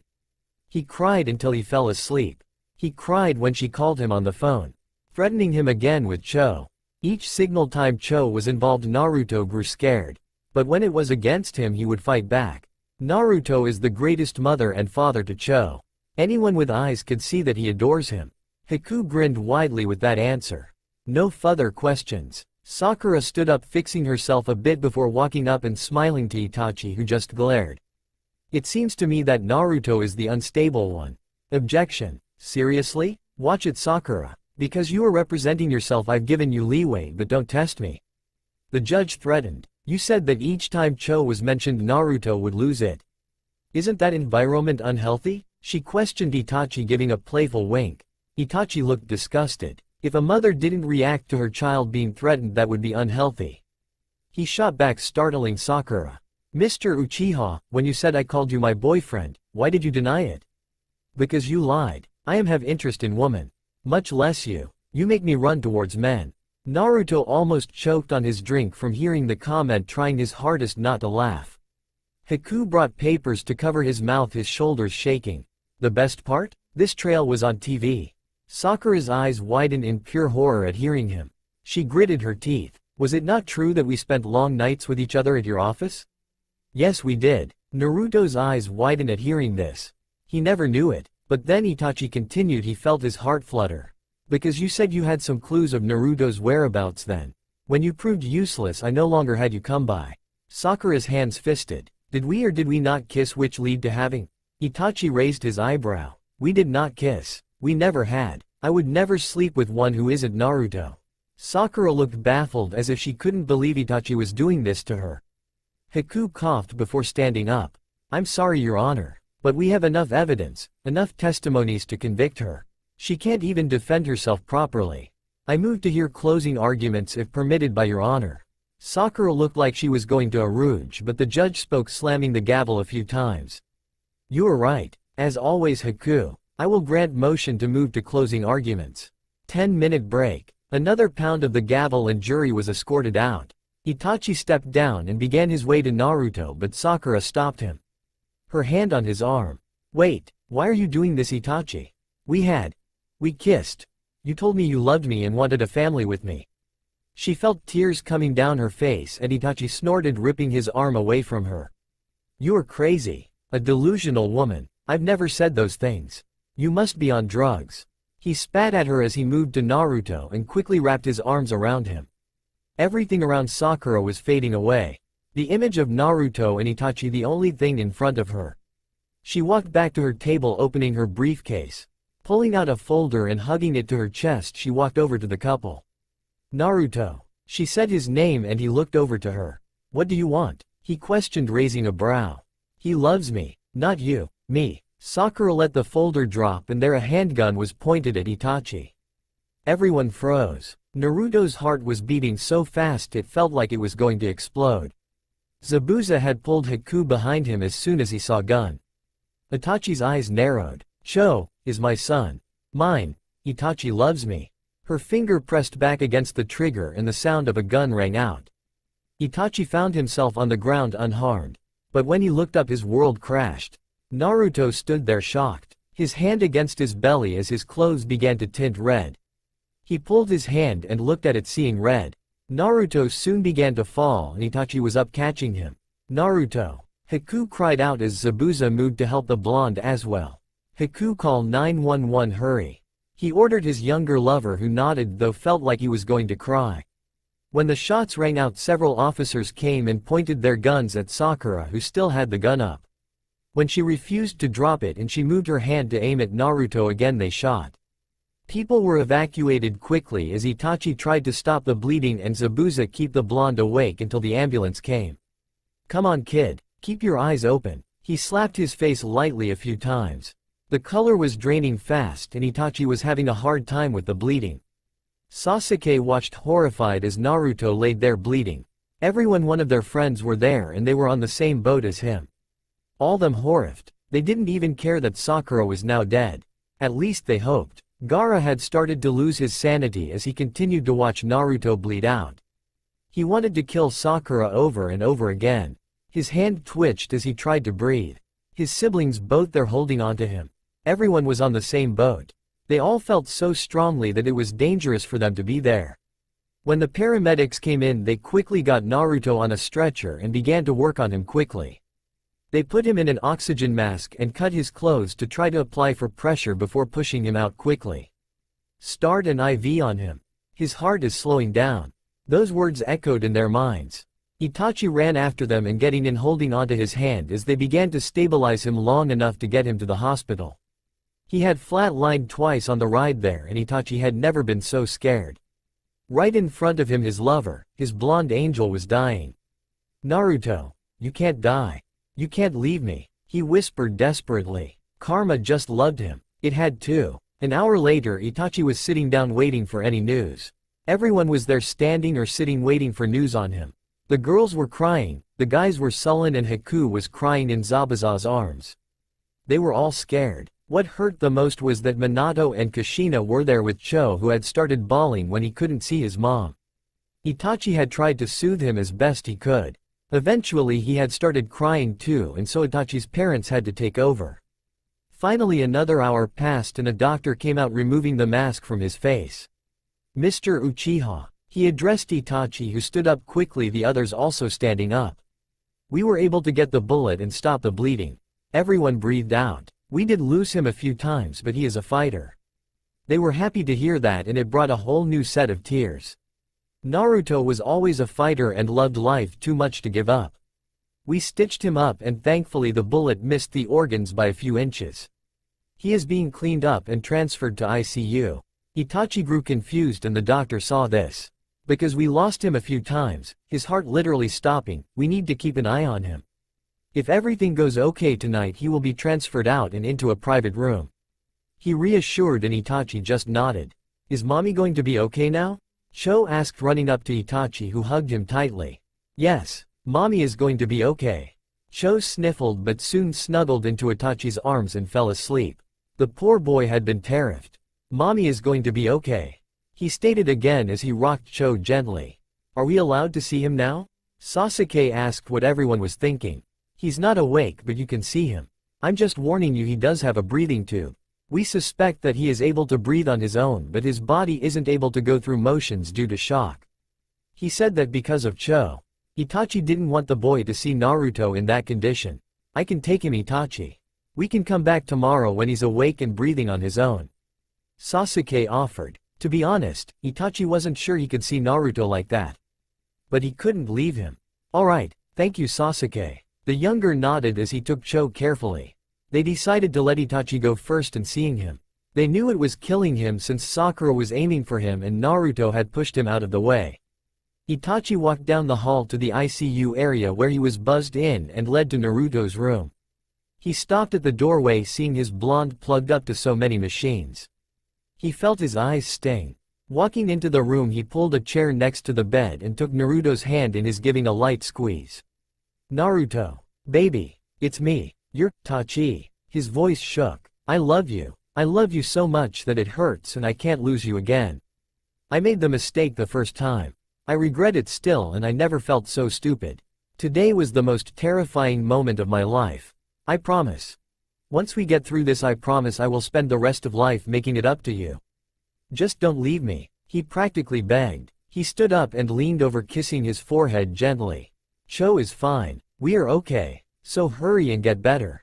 We need you." He kissed him again and then retreated from the room. He walked back to the waiting room and saw that Sasuke had already left with Cho. He nodded to the others, letting them they could see him now. Itachi did his best to keep composed as he left the hospital. He was composed when he drove to Naruto's. But when he got into the driveway, he felt himself break a little.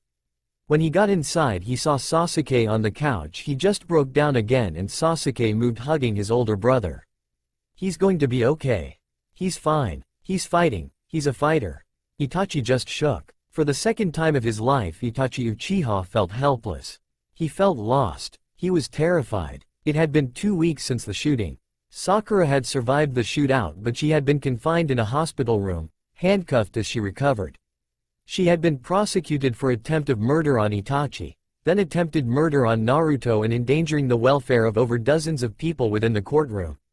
She was also being fully charged with harassment against the family and trying to kidnap Cho. She was also brought up charges of when she tried to kill Sasuke's ex-boyfriend. Those probably weren't going to stick due to the amount of time passed, but Itachi was livid. If he couldn't kill her, then he would make sure she rotted in prison. Naruto was breathing on his own and he was still in the hospital. He hated it. He wanted to go home and be with Cho and Itachi. He had been so scared. He didn't even know what happened, but all he knew was that he pushed Itachi out of the way and he went numb before his whole body exploded into pain. He was sure Zabuza had tried to get him to stay awake, and he thought he did until everything went dark. It was beyond terrifying. He didn't want to think about it. He looked up when he heard someone open the door. It was Sasuke. "Hey, You doing any better? He asked the blonde male who sighed softly. I would be if I was in my own home. He trailed off looking out the window. Good news for the most part. Doctor said you can go home today. Discharge papers were already signed by your parents. Naruto smiled happily and Sasuke grinned lightly, glad to see Naruto smile. How's Cho? He couldn't even look at me the last few visits. Naruto knew it was because he was in the hospital. Cho never experienced being in one, and to see plenty of people who are sick and or dying made him feel like his own mother was going to die, and that scared the young boy. He's doing better. When he heard you were coming home he was happy. So he's waiting for you. Naruto smiled again. Finally he was going home. 2 hours later Naruto was being helped into a wheelchair as he got out of the car looking at his home. He was pushed forward by Sasuke since Itachi had people install a ramp for him until he was able to walk properly. When Naruto was brought inside he would have cried. Everyone was there and balloons were everywhere. Welcome home Naruto was hung across the threshold before entering the living room. Cho busted into tears wailing as he ran to Naruto hugging onto his legs. Everyone laughed at the display. Naruto did his best to hug him back since he didn't want to reopen his stitches the last time he gave Cho a hug. Gaara moved forward and gave Naruto a very light hug, and the blonde returned it knowing the other had been scared to death. After all, there was a lot of person to go through, but Gaara didn't want to lose him. They had a brotherly bond and Naruto knew this. I wanted to kill the pink thing, he muttered, causing Naruto to chuckle. We all did. Neji cut in, crossing his arms over his chest. Where's Itachi? Naruto asked, looking around. Daddy went to get mommy's gift. Cho said, sniffling as he was placed in his lap carefully. What did Daddy get me? Naruto probed the young boy, causing the others to shake their heads. Can't you wait? You always have to know. Shikamaru chimed in. If I could I would throw my shoe at you. Naruto stuck his tongue out at him. Instead of Naruto's shoe, a small shoe went flying across the room, falling short in front of Shikamaru. His eyes narrowed at the mini-boy, who looked pretty happy but guilty at the same time. Was that even possible? As everyone hugged Naruto the best they could, Itachi finally showed up. He knew it was going overboard, but he never wanted to feel helpless again, and he wanted to make sure Naruto and Cho were protected at all times. He had Sasuke come out and help him with everything, and even he had to comment on how crazy he was. But he understood. Naruto. Itachi walked in, seeing his lover. His heart swelled and he moved to him quickly, capturing his lips. Cho made a "ew" sound, causing the two to break apart, laughing lightly. I'm happy you're home now. He nuzzled into Naruto's cheek playfully, causing the blonde to tug at the Uchiha's hair. What's my surprise? He asked, grinning, and Itachi chuckled. Well, more like surprises. Sasuke walked in, or attempted to, before 3 puppies jumped out of his arms and ran around the living. Cho had leapt out of Naruto's lap before chasing them around. Everyone freaked out, first unaware where to step. One bit me. The other licked me, and I know one pissed on me. Sasuke justified himself since he couldn't hold on to them all. Naruto's eyes were wide, seeing the puppies. He wasn't mad because they were running around. He wasn't mad because there were 3. He was mad for only reason. I can't play with them. What kind of monster brings puppies and he can't play with them? His home roared with laughter. Of course you would get mad over that. Sasuke was leaning against the wall, trying to catch his breath. Screw you, duck butt. Sasuke doubled over onto the floor when Naruto tried to wiggle around in the chair to grab one of the puppies. It really was no use since the puppies were just spazzing the fuck out all over the place. God, they had missed Naruto. After calming down, which took some time, Cho was currently asleep on the couch where the 3 German Shepherd puppies laid around him. One on his belly, one by his feet, and the other practically stretched on his face, and Cho couldn't care less. Naruto took a picture of it before they moved. Itachi was happy that Naruto wasn't angry for getting dogs without asking him first. Again, this was why he loved the blonde. He deserved so much. What are their names? They need names? Tachi. Naruto warned, and the other chuckled. They have names. The one on our son's face is Ru. The one by his feet is Snowball. Don't give me that look, ask Sasuke for that. The one on his stomach is Sasu. He smirked when Sasuke glared. They already have their collars in the car. They have been chipped in case they get out. They have shots done and all them have been fixed. He had to cover all his bases. Naruto was more curious as to why the one dog was named Snowball. He could have guessed that they were all males. You should be proud, Naruto. Itachi here adopted them from the shelter. Their mom died after giving birth to them and no one wanted to take all three in, but they didn't want to separate them. It worked out, didn't it? Itachi saw it that way. Your boyfriend had a bleeding heart moment. I should have left you there. Itachi said under his breath. I love his bleeding heart. Naruto cooed as Itachi glared at Sasuke. Snowball is the name of penis. You ass. Are you serious? No, it's not. I lied. It was the name of his imaginary friend. Itachi. The house once more was filled with laughter. Your fucking dog just growled at me. Haiden glared at Rue, the one of Chao's face who was now awake and alert when Haiden got to close. Language. Fuck you. A few moments laughter. Rue was running away from Haiden. You little shit. He had peeded on Haiden and thus the chase was on. See, I made a good choice. Itachi smirked seeing Haiden run after the dog. Haku was poking the one by Chao's feet. It's so cute, Zabuza. Haku got the look on his face and the older male knew what was going to happen. Haku. Zabuza started trying to let him down gently. I want a puppy. The male face palmed. Even he couldn't win against Haku. Fine, we can look tomorrow morning. I hate you, Uchiha. Itachi smirked. Haku, there are lovely dogs at the shelter. You could adopt up to 4 dogs if you prove able. Haku's eyes brightened and Zabuza had the look of pure horror in his. Naruto smacked Itachi's arm lightly. Stop being mean to him. I'm just saving the animals. They even have kittens. Haku made a squeal sound and Zabuza made a strangle motion at Itachi.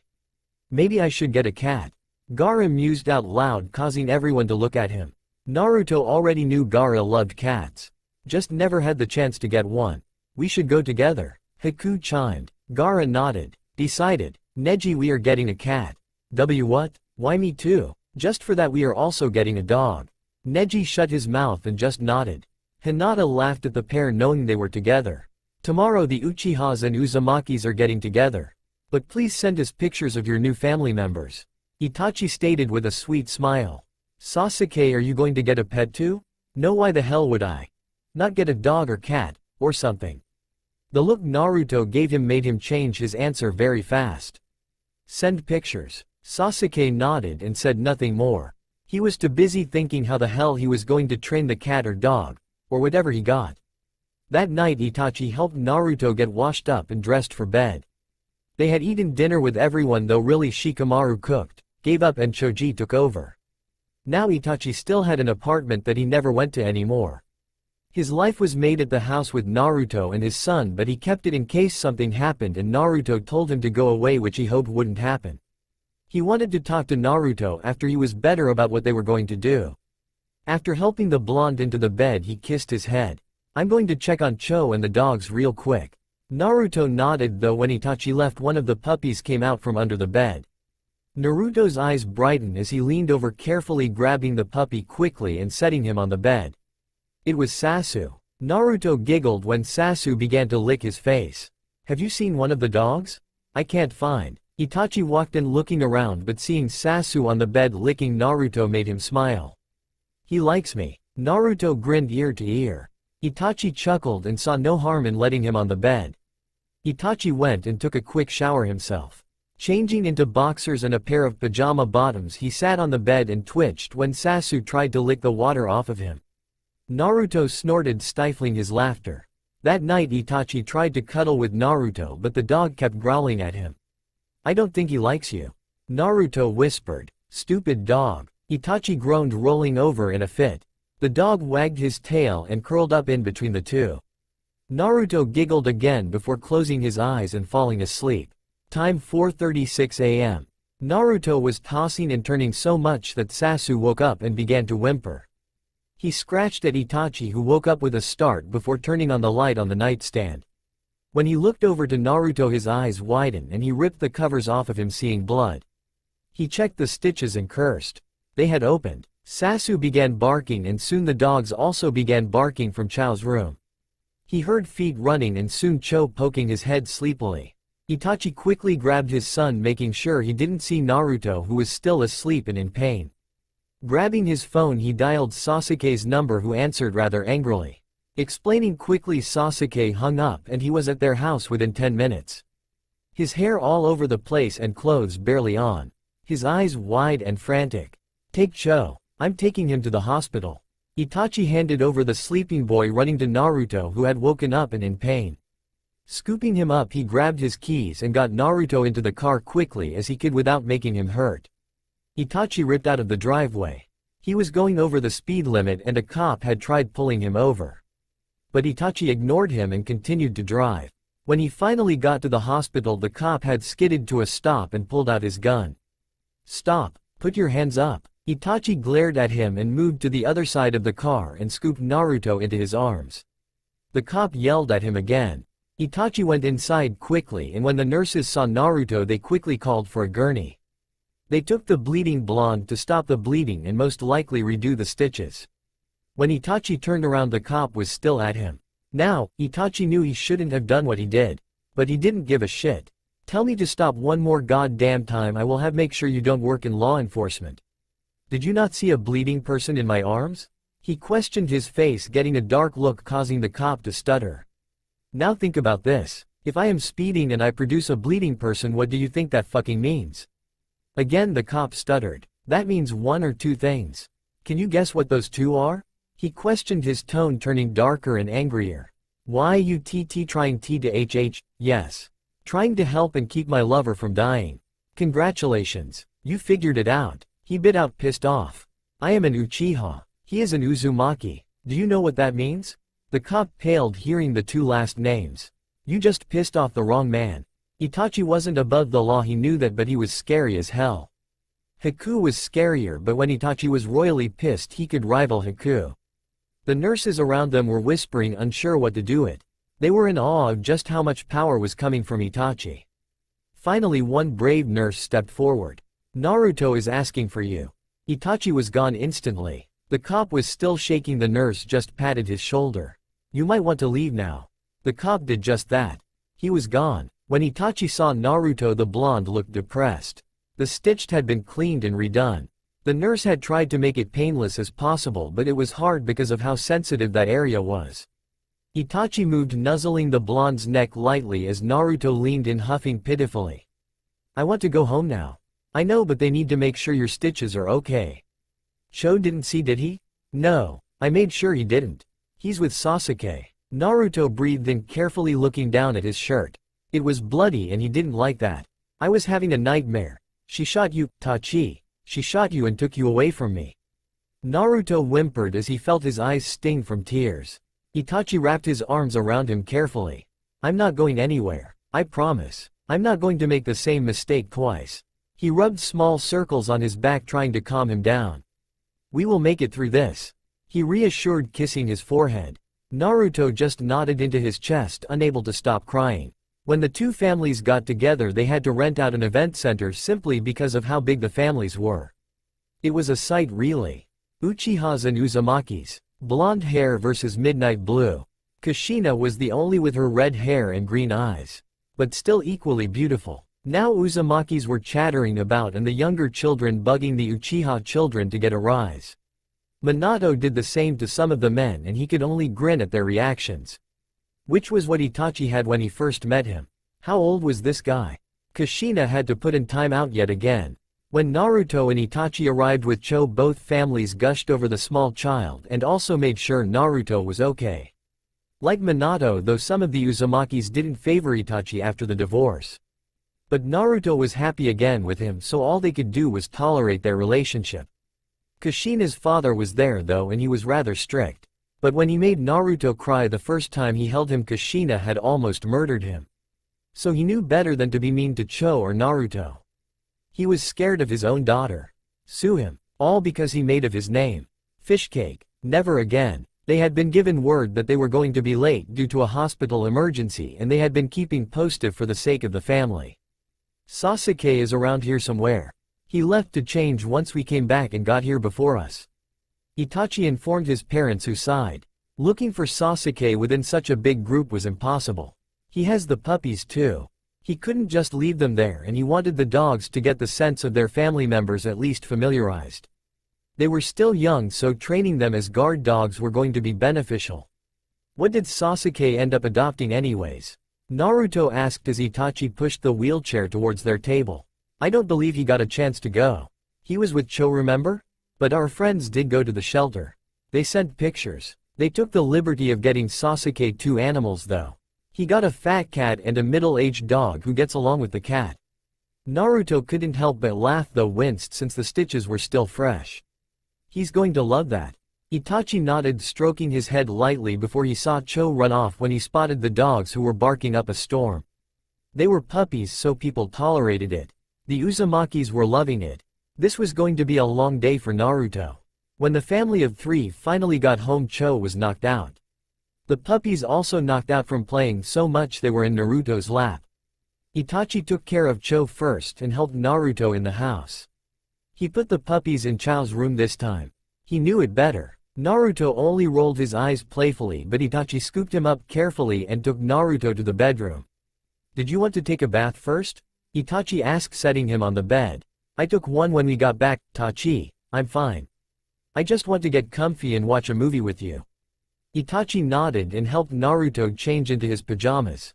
Itachi himself took another shower and dressed how he usually did. Before getting into bed, he picked out a movie from Naruto's collection and put it in. He moved and climbed into bed and wrapped his arms around Naruto carefully, and the other laid his head down. He felt his blonde relax in his arms, and soon the two were watching a sappy movie called The Host. In the end, the two ended up falling asleep before the movie was over. The next morning, Itachi let Naruto sleep in as he took a personal day to make sure nothing happened. He took Cho to school, and because of Sakura, Itachi walked him in personally. Many of the teachers, female, swooned at the sight of the Uchiha. Itachi ignored them all and gave Cho a kiss on the head and patted his head before leaving. He went back to the house and had to go about cleaning the dogs' messes. He let them in the backyard as he picked up the place. All the while Naruto slept. He wanted the other to trust him to get these things done. But at the same time they both worked, so at least he wanted to prove to him that if given the chance he would do it. His phone began to blow up and Sasuke came on the screen. He smirked and pressed the accept button on the screen. A fat cat and an old dog. He said one simple sentence and Itachi grinned lightly. "They thought you would like them. The cat bullies the dog." Itachi snorted softly. "The dog takes it. Then they sleep on the same bed." Sasuke had watched this happen. "Little brother, yeah? You're an idiot. You like them. Love them." He hung up when Sasuke wanted to protest. It seemed they had done a good job picking out pets for Sasuke. Plus he was sure the shelter had a field day. There were several of them there at the same time to adopt a pet. Haku had made most of the lawyers from the Mist and Itachi's personal team of lawyers get a pet. Neji had no choice. Choji had a blast. Ino got a kitten who could roam around her shop while she worked. Most likely she was going to get another one so the two could keep each other company. Haiden got a pit bull, a bully. It was still pretty young, but no one wanted him because of his breed. So Haiden took him. Go figure. Haku and Zabuza were the proud owners of 2 cats and 2 dogs. Zabuza had wanted them fat, so they had no energy to do anything. Haku got mad, and so they did get fat ones that no one wanted, and now petting them on a strict diet and exercise. Zabuza was responsible for their exercise. He didn't complain, afraid it could get worse. Itachi had gotten a text message with a "I fucking hate you" from Zabuza. Then a text from Haku, who started the regiment the same day they adopted them. A picture of the older male pulling one of the fat dogs to force him to walk in a smiley face. Under the picture from Haku. Definitely something he was going to show Naruto. Speaking of which, he had to go wake him up. He was probably going to get hungry soon. Thinking about it, he walked up the stairs and poked his head in. Moving to his side, Itachi checked to make sure Naruto didn't have a fever. "Naru, time to wake up. I'm about to make some food." He coaxed lightly. Naruto groaned, swatting his hand away. A muffled sentence came out and Itachi chuckled. "Come on, Naru." He checked his stitches to make sure they weren't bleeding before helping him to the bathroom to let him take a bath. Naruto let himself soak in the water for a bit as Itachi went downstairs to get lunch started. Their lives, though rather domesticated right now, were so tied to each other. Itachi wasn't sure if he could wait to the talk with Naruto about his apartment. By now Itachi had practically moved in with him. Hearing his name, Itachi went back up and helped Naruto. "Naru, can we talk about us?" Naruto stopped eating the food Itachi had made. Both now sitting at the table. Naruto didn't like the sound of that, but Itachi quickly cleared it up. I'm not leaving. I actually want to talk about my apartment. I wanted to know if I could officially move in. Itachi didn't know why he was so nervous. Naruto didn't talk for several moments. I have conditions. Itachi nodded almost too eagerly. If you want to be part of this family, then Cho comes first. Not me or anyone else. Cho comes first. I don't care if I am hurt, if Cho is with me you make sure he is safe. Itachi nodded. That was a given. Naruto would murder him if anything happened to the little boy. You can't leave me again. If you do that is it. You will never see me or Cho or the dogs. I can't have that in his life. Itachi nodded, feeling like he needed to go up and hug him, but the damn stitches made it harder for that to happen. You can't cheat on me. Don't hurt me again, Itachi. I can't go through that twice. Itachi nodded once more. Himself as a puppy. I won't. I promise, Naruto. I won't make the same mistake. I swear to you and Cho. Naruto breathed out shakily. Then sell your apartment and move your stuff in. God knows you need a study for work. He gave a shaky smile. Itachi leapt up and moved to Naruto, kissing him. It was a done deal. Itachi was finally going to be part of his life permanently, and Cho being in there was just a plus. A sunny side up, if you will. Now they just had to tell Naruto's parents. After putting his apartment, condo up for sale, he had plenty of offers, mainly from women. He didn't understand why, since he wasn't ever going to come back much to their delusions of late night meeting to finish the paperwork. He was going through someone to get all that legalized. That was all done through a third party. So meeting the new person who lived there was never going to happen. He had left it partially furnished since Naruto had the furniture, and really Itachi brought everything work-related. He was tempted to donate his bed since he was scared of what was going to happen in that bed. In the end he took the bed and other furniture to furnish one of the other rooms for another guest room. He just couldn't do it. Naruto found it too funny. Not the late night idea, but taking his bed. Itachi, are you almost done moving your things? Just about. Sasuke and the others are getting the rest of boxes from the truck. I can't believe you let Hayden drive. Naruto had been scared to death since he had went with Hayden to make sure he didn't crash. He proved he could drive, but it had been so scary. Naruto wasn't going to get in any car, truck with Hayden ever again. Itachi had tried to warn him, so he guessed it was fair. I warned you. Before becoming a lawyer he was a drag racer and a legit race car driver. From the outside he could see Hayden smirking and Naruto glared. Jack, ass. Cho should be getting out of school soon. Sasuke, can you go pick him up?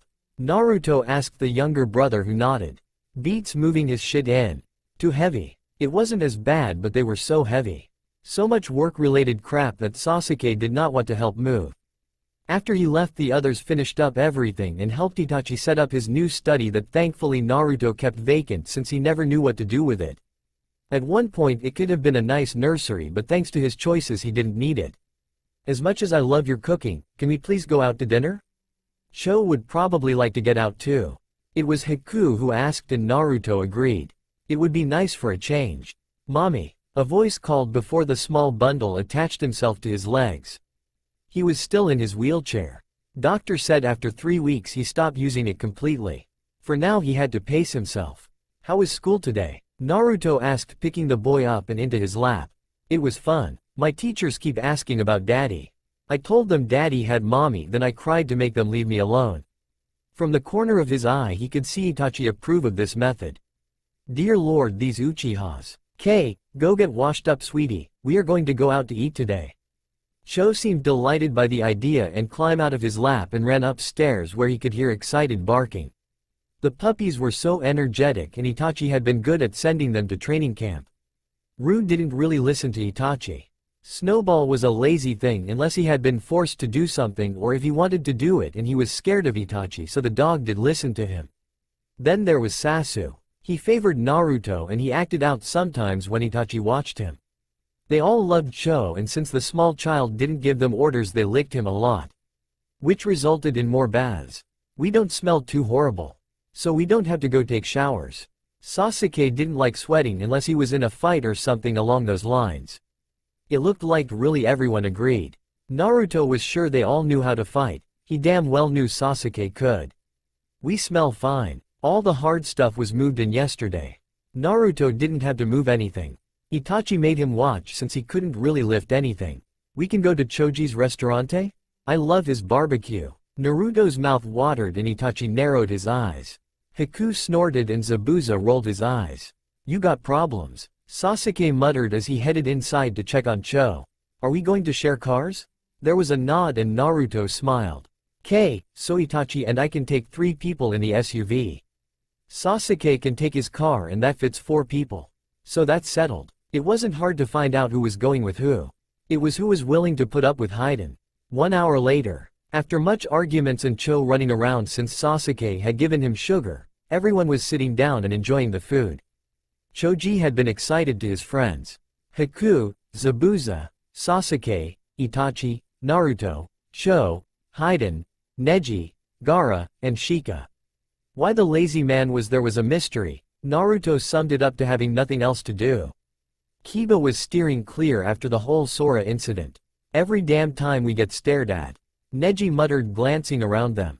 Women and their hungry gazes and some men looking at Gaara, Naruto and Haku a bit too hard. Zabuza had seen this and had wrapped his arm around his lover's waist. Haku couldn't help but roll his eyes playfully but knew Zabuza would never get used to the fact that men would stare at him. He got used to the fact that women found Zabuza attractive. Didn't like it, threatened a few bitches, but he got used to it. They had 2 waiters for their group and Choji knew he should have sent waiters that already knew the group but they were off on vacation. It was a pair, male and female, and he knew something was going to happen. Girls tend to get crazy around Itachi and Sasuke, but adding the others in? Disaster. Then the guy was probably going to fall for Haku first, then move to Naruto and then make the mistake of falling for Gaara. This really wasn't going to end well. Naruto was glad to be sitting in a solid chair. His wheelchair put away in the corner where Choji had made sure it wouldn't get abused. He couldn't strain too much so Itachi had to move his food closer to him so he didn't stretch. Sasuke helped with Cho, who already had a messy face and grinning like a fool. Barbecue chicken. Barbecue chicken. Naruto glared at him. Sugar? Really? I swear I'm going to throat punch you. Sasuke scoffed but knew it could happen at a moment's notice. Mommy. Daddy. Look. The 2 parents looked to their son who threw a piece of the barbecue chicken at Sasuke's face. Naruto tried not to laugh and Itachi smirked. Sasuke's eye twitched as it slid down his face. The waitress came over rather quickly and helped Sasuke clean up the mess before she attempted to scold Cho, thinking it would be helpful. Wrong. Very wrong. Sasuke hadn't meant to, but he tried to push the woman away since he could see Naruto starting to get pissed. Itachi was trying to calm him down but even he couldn't do anything. Is that your son? Naruto asked very sweetly. The woman didn't notice the warning signs. Haku, though, loved them all. He did enjoy a good show. No, sir. But since his mother isn't here to scold him, he needs to know it's not okay to throw food at people. Sasuke face-palmed. He knew couldn't help her. No one could. So, to be his mother, it has to be a woman? Naruto questioned, the smile never fading. The girl answered dumbly, yes, sir. Sasuke felt like hitting his head on the table. Did this girl not read people? Sasuke, put Cho down. Sweetie, go to mommy. Naruto watched as Cho was set on the floor where he raced over to Naruto, climbing on his lap accidentally. Mommy, did you see? Uncle Sasu's face was funny. The girl then realized her mistake and she paled. I'm so sorry, sir. I didn't know that. Not only do you have a close mind, but you chose to scold my child, in front of me. Now I understand what he did was wrong. But scolding him doesn't teach him. So can I ask why in the hell you decided to be a parent to my son? Whereas you never met him before tonight? Naruto asked calmly as he cleaned. Cho's face was smiling so happily and Naruto smiling to him as if everything was okay. The girl didn't know what to say. The man was attractive but he was scary. I just what? Thought you could get into his pants faster? Oh, sweetie. If you hadn't noticed, we are all gay. Naruto turned his eyes back to her as her face flushed. Cho, go say sorry to Sasu. Cho pouted but hoped off. He scrambled back to Sasuke was shaking his head. Cho kissed his cheek and said, sorry, with a grin. Sasuke patted his head knowing he couldn't be mad at him. Now scolding my child, do you think he wasn't taught better? Or did I fail to teach him respect? Or possibly you didn't think with your head but your hormones? Haku couldn't help but seem gleeful. There was a reason why he loved Zabuza and vice versa. Hayden just munched on his food as he watched. It was entertaining. They all knew better than to scold Cho over something as small as food throwing at Sasuke. Neji and Gaara just sighed, muttering, "Stupid girl. Now, I suggest, you switch with someone else, because this could get very uncomfortable for you. Try getting a lesbian or a very straight dude." Hayden piped up with a grin. "'Cause this shit is only going to get fucking worse if you stay with us." Itachi rolled his eyes at his language. "Is there no plug for you?" Hayden flipped at the older Uchiha, who glared. Choji had seen everything and he was glad Naruto wasn't going to throw down when one of the waitress had been stupid enough to keep insulting him. Then again, in his condition he couldn't very well move all that much without hurting. He wished the original duo were back from vacation. The group actually liked them, though Itachi never met them. They were good waiters for them since they had no interest. Sure, at first they were intimidated, but then as time went out they got along, even made friends with them and joked around. He was sure Sasuke had a crush on the guy too. He looked like Kisame in the shark area. He was a little brash and his hair was a little weird, but it seemed to fit. He wondered if the two were ever going to go out. When the girl came back to tell Choji what happened, the owner just shook his head, sighing.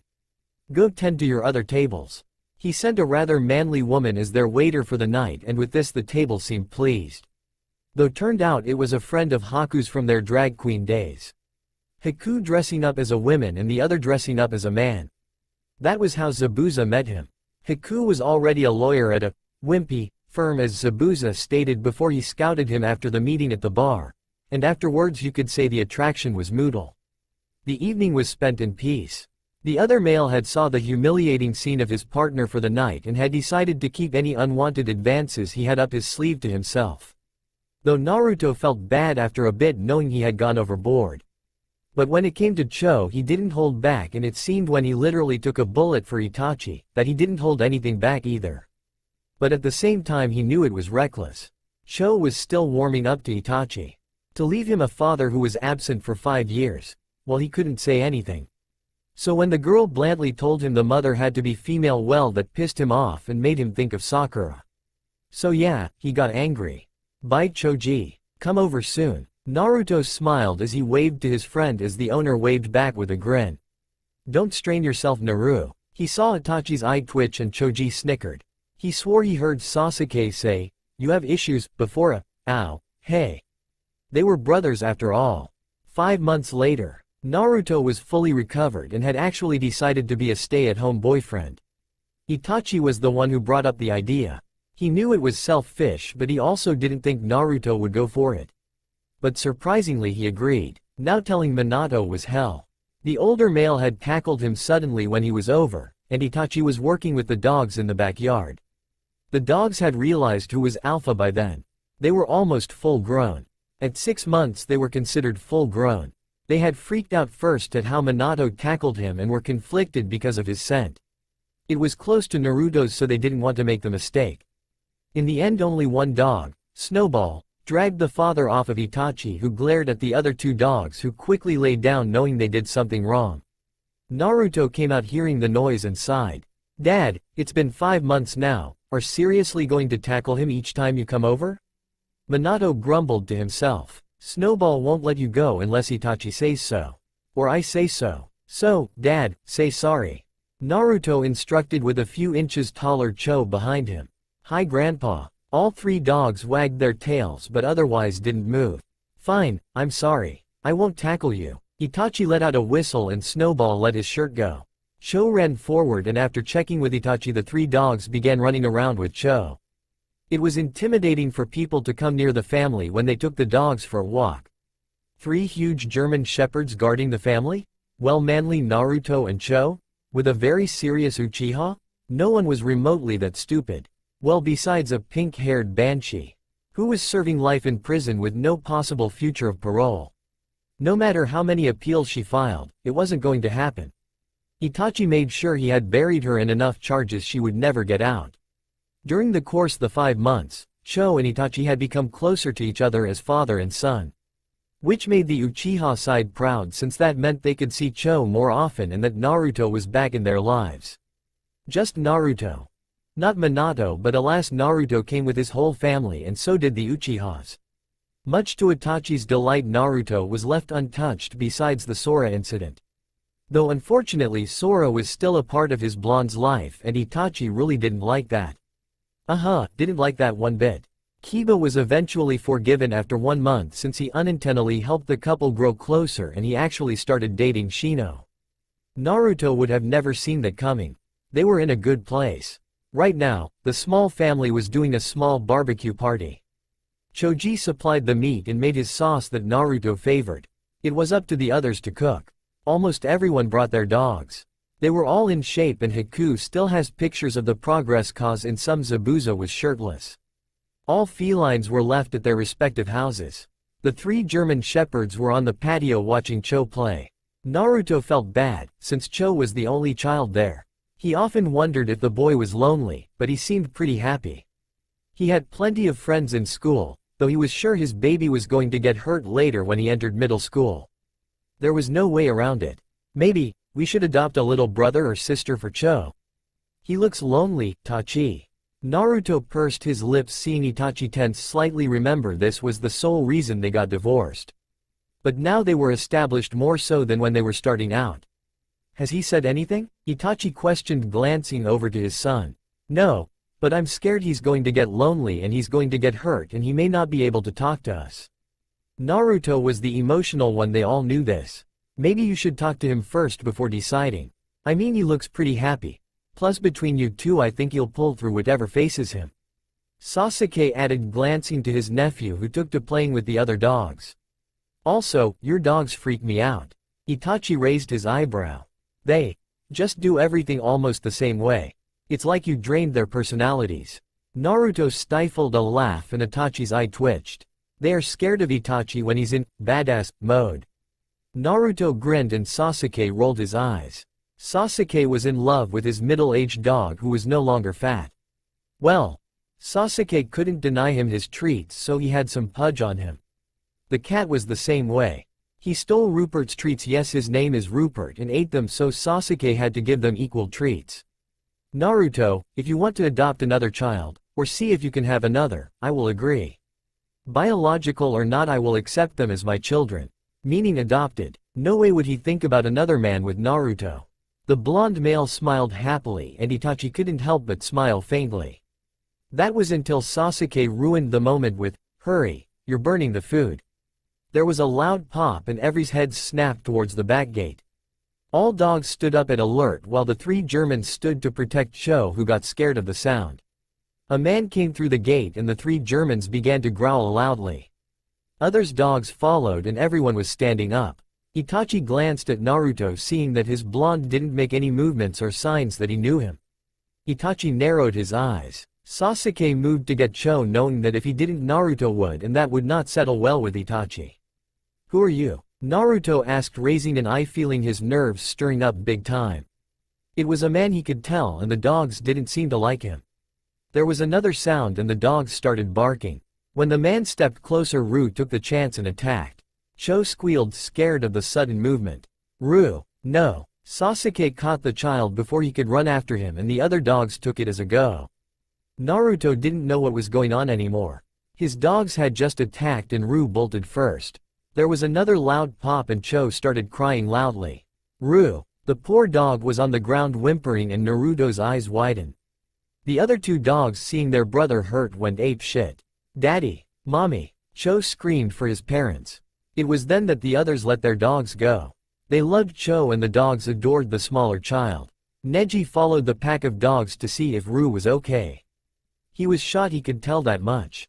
Kiba was thankfully a veterinarian and with Shino's help he took the German inside so he could start his work to get the bullet out. Itachi, Zabuza, and Haiden had rushed forward to take the man down and kicking the gun away. Well, not before Itachi broke his hand with his foot and a few solid kicks to his face for shooting Ru. Not to say he would admit it, but they grew on him.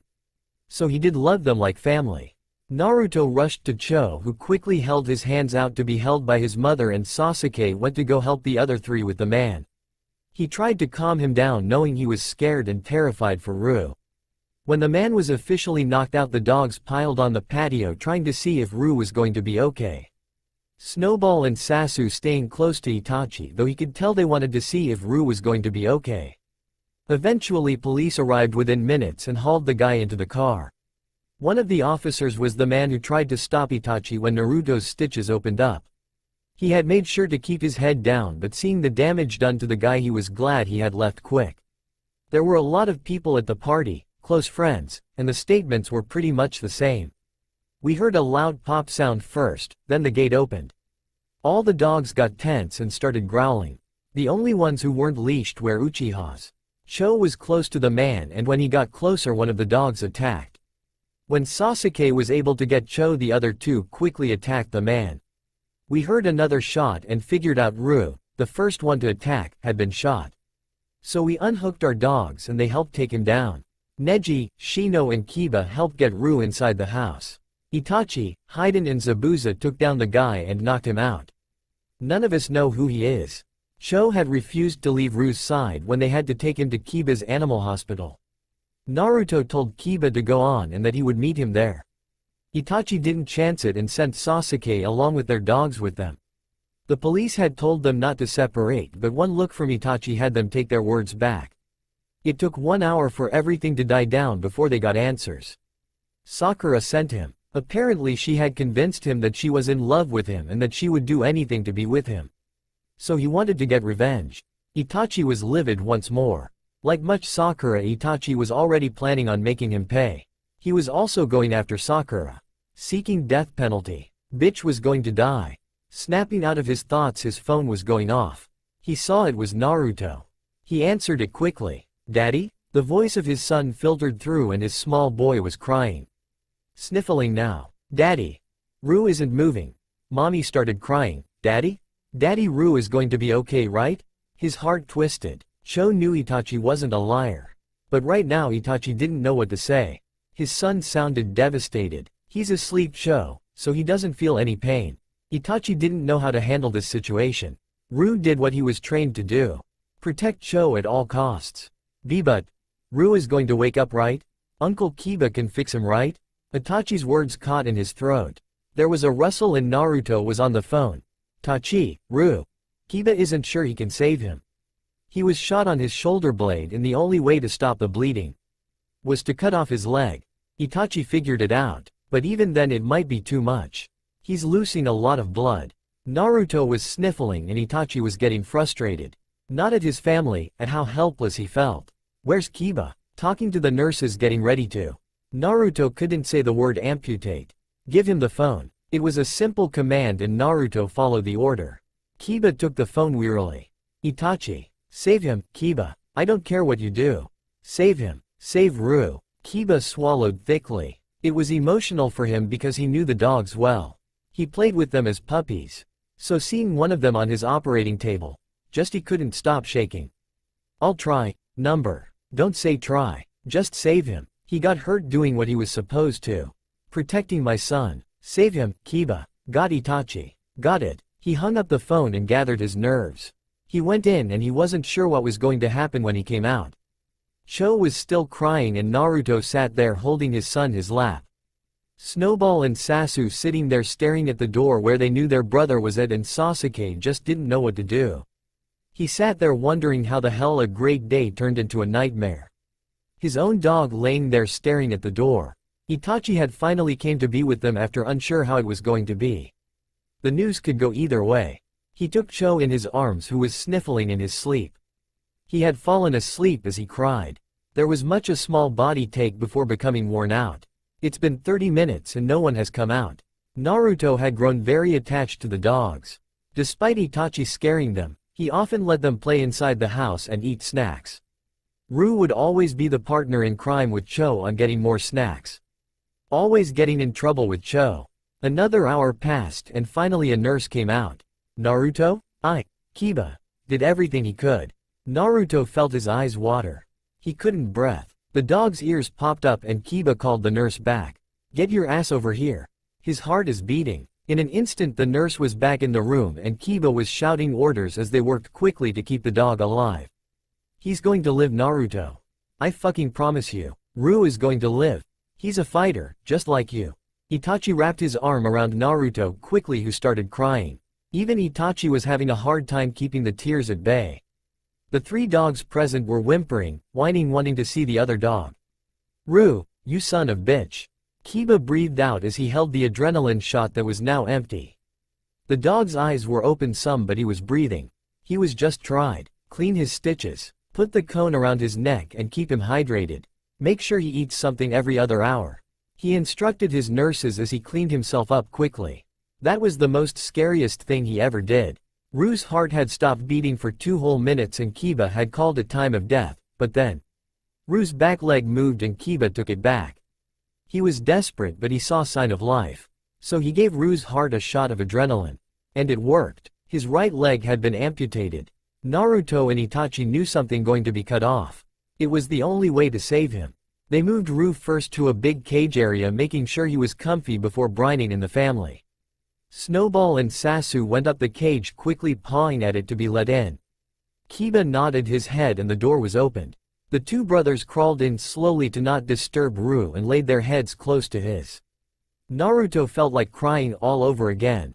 The importance of family was passed down to the dogs, and they were the greatest fucking dogs anyone could ask for.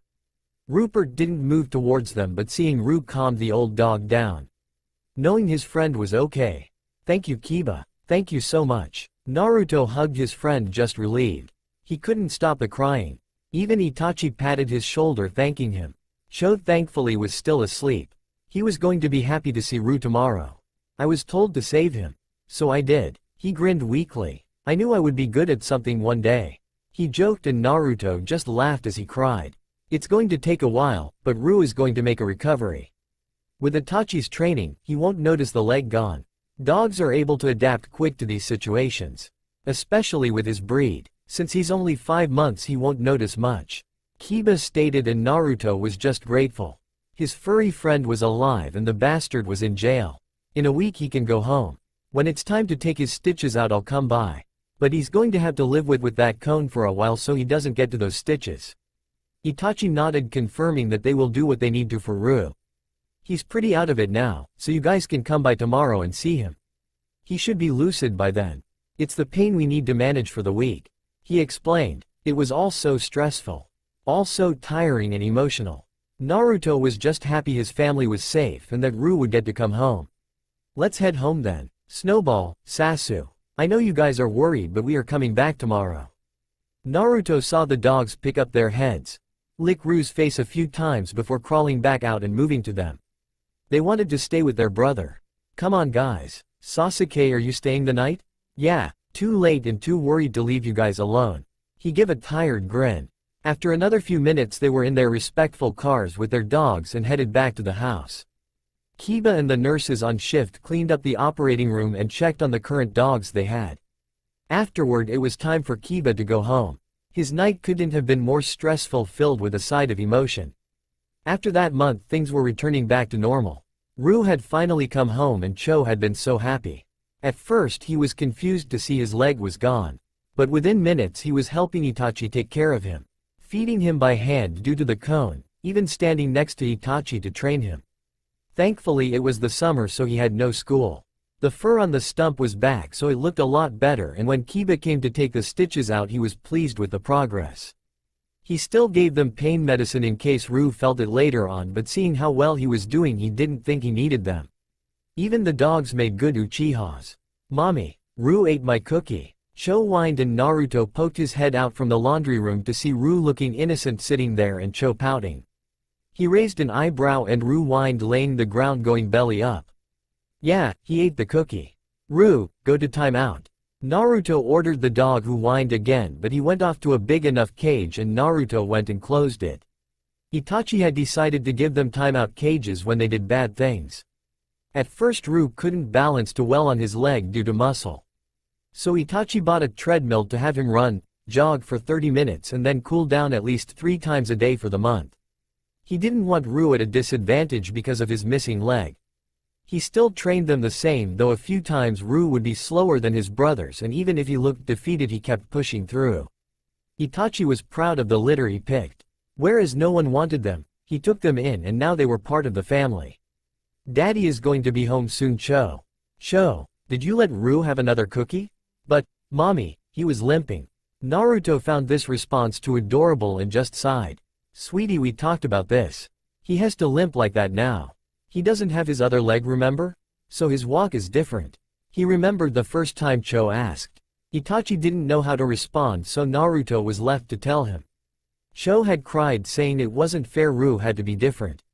Snowball and Sasu were confused too.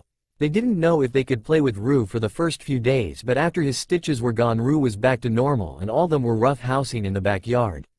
Let him out then. It's raining, so today is their lazy day. So Rue doesn't have to run today? Not today. Just don't give him any more cookies. He pinched Chow's nose playfully. Cho giggled before letting Rue out and chasing after him. The other two dogs chasing Cho. Letting them play, he went back to doing laundry before he felt a familiar pair of arms around him. Tachi, I didn't hear you come in. Naruto leaned into his touch, looking up. I'm a ninja. It's my duty to be silent. Naruto rolled his eyes. You're not that silent when I'm sucking your... It was muffled by Itachi's lips before he could finish that sentence. Soon that kiss became more when Itachi lifted Naruto onto the dryer and the blonde's legs wrapped around his waist. Naruto shuddered, feeling Itachi's excitement. When they had finally slept together, Naruto swore he was seeing stars. Itachi was good at all things, but he was amazing in bed. He was a god, in which Itachi took pride in that. Sora or me? He had asked during their wonderful activity, and it took all but a scream for Naruto to answer him. It was hard, damn it, to talk while your boyfriend ex-husband was fucking you senseless. Cho isn't napping, Tachi. Can't do this right now. God. Naruto gave a small moan when Itachi began to grind against him and nipped his neck a few times. Are you going to deny me, Naruto? His voice was husky against his neck and it sent shivers down his spine. Tachi. He bit his lip, trying not to be loud. Stop deflowering, mommy. Came a yell and Itachi grunted in displeasure. One time your father speaks and that's what our son chooses to take after. Damn, Itachi was so close to having right there. Even Naruto knew it. Cho, go wash up so we can eat. Naruto's voice trembled ever so slightly as he tried to calm down. Cho pouted and before he left he yelled again. You can only deflower mommy if you are married. Which Minato also taught him. Both parents froze and glanced at each other. Cho took his leave, satisfied with that. Did he just? Naruto questioned, a confused look on his face. Yes, he did. So, what do you say? Itachi moved away from the warmth of his boyfriend. He wasn't really planning on proposing this soon. 6 months back into their relationship. And definitely at the say-so of a 5-year-old who was turning 6 in 2 months. Itachi. Naruto used his full name now, biting his lip nervously. I know I don't have a ring, I wasn't even planning on this. But Naruto, can you take me back as your husband? Itachi watched his blonde's face. He could see Naruto was conflicted. Can I think about this, Tachi? I love you, I really do. We live together, but Itachi shook his head. It's okay. I understand. I will give you all the time you need. Naruto watched him leave and rubbed his head as he got off the dryer. That night dinner was a little awkward. Even the dogs left the room sensing how odd the couple were being. Not even Rue wanted to be a part of that. When everyone was settled into bed, Naruto laid there unsure what to do. He was a cuddler, and he didn't know if Itachi was okay with that. But after strong arms came around him and pulled him to a rather nice chest, Naruto relaxed. Tachi? I do want to take you back and be married again. Naruto, you don't have, no, just listen, Tachi. With everything that has happened, Sakura being shot and nearly dying, then the man and Rue, you were there. You didn't have to be there for me or Cho, but you wanted to be. You moved in because you wanted to. You are a good father to Cho and he loves you. You make us a family. I don't want to be in another situation that could take you away from me. I can't live with that. I want you to be in our lives permanently. You know my deal from before. It still stands. Itachi was a grinning fool. He knew the deal would stand. But for Naruto to take him back, it made him the happiest man alive. Well, aside from being a father. Tachi, did you fall asleep? He questioned, and Itachi could feel the irritation coming off of Naruto. A deep chuckle escaped and Naruto relaxed. I heard you. Thank you, Naruto. You've made me the happiest man alive. For the second time. Well, technically 3 times. But he wasn't there for the birth of Cho. That would have counted. Are we going to have big wedding? Naruto asked, flipping over to face his lover. We did acquire more friends and animals, it seems fitting. Sora can come too. Itachi only smirked and Naruto rolled his eyes. Really? Rubbing it in his face that he can never sleep with me again? There was a satisfied nod and Naruto only rolled his eyes again. One time for him was a blessing. That was it. No one can sleep with you but me and vice versa. Aren't you the jealous type? The blonde muttered as he snuggled closer. I'm not telling your father. I just got used to not being tackled at sudden times. Itachi pipped up. Naruto snorted softly. Don't be baby. After some more movements of getting comfy, Naruto felt a familiar body part on his thigh. Touchy? Care to pick up where we left off? Naruto grinned slowly before pulling the covers over them. He knew the covers were going to spill off the bed, but it was always white to see a sweating Itachi. Naruto was running around practically drowning in flowers. He had finally told his parents about remarrying Itachi. What does his mother do? Call Itachi's mother and start planning. What does his father do? Call Sasuke and complain about his older brother ruining his Naruto. Recently Sasuke became the outlet to complain to by his father. Sasuke woke up to his phone call around 2 a.m. thinking it was an emergency. He answered and guess what? It was only Minato complaining that Itachi was brainwashing Naruto. 2 a.m. Rupert was not happy and retaliated by peeing on Sasuke's carpet. Rupert liked his sleep, so if Sasuke woke up he woke up all his furry pets since he was not the most silent man. The cat, Luna, was something else. She didn't give a crap, but if Rupert was awake and not her source of warmth or body pillow, she would get back at Sasuke in the most public way. The last stunt was her acting as if Sasuke had hit her and she would flinch and drop to the floor as if scared of Sasuke. What brought that on? Sasuke cut back on her treats and switched her food for something healthier. When Sasuke witnessed her do this he was confused as fuck. Haku and Gaara had seen this and both men were livid. She's faking. I never once hit her. Kiba, check her out. He had defended himself from the assault of the two angry males. Kiba had found the whole thing funny but did check Luna just in case Sasuke was abusing the cat. Nope, the cat was in perfect health and she had dropped the extra weight he had told Sasuke about. So he explained to the two angry males that Luna was acting out. The cat is evil. I like her. Gaara muttered, petting the cat who was purring happily. Haku had to admit the cat was smart. But back to the matter at hand. Naruto and flowers. Sasuke. I hate your damn cat. Naruto yelled from the kitchen in frustration. Sasuke eyed Luna who looked lazily at him but there was a gleam in her eye. I told you not to take Rupert. You didn't listen. Sasuke defended knowing the two animals were very close. Stop being a little bitch. Sasuke scoffed. You weren't almost killed by Haku and Gaara last month because of her. He crossed his arms over his chest as he watched Luna who jumped down from the couch and went over to where Rupert was sleeping. He watched as she began to paw at his face a few times before he saw claws and a startled dog up and looking around rapidly. Rupert looked at Luna who looked at him. Standing up slowly, Rupert shook off his sleep and Luna jumped on his back sitting there. Rupert walked over to the backyard door and waited. Sasuke didn't even question this and opened the door for them.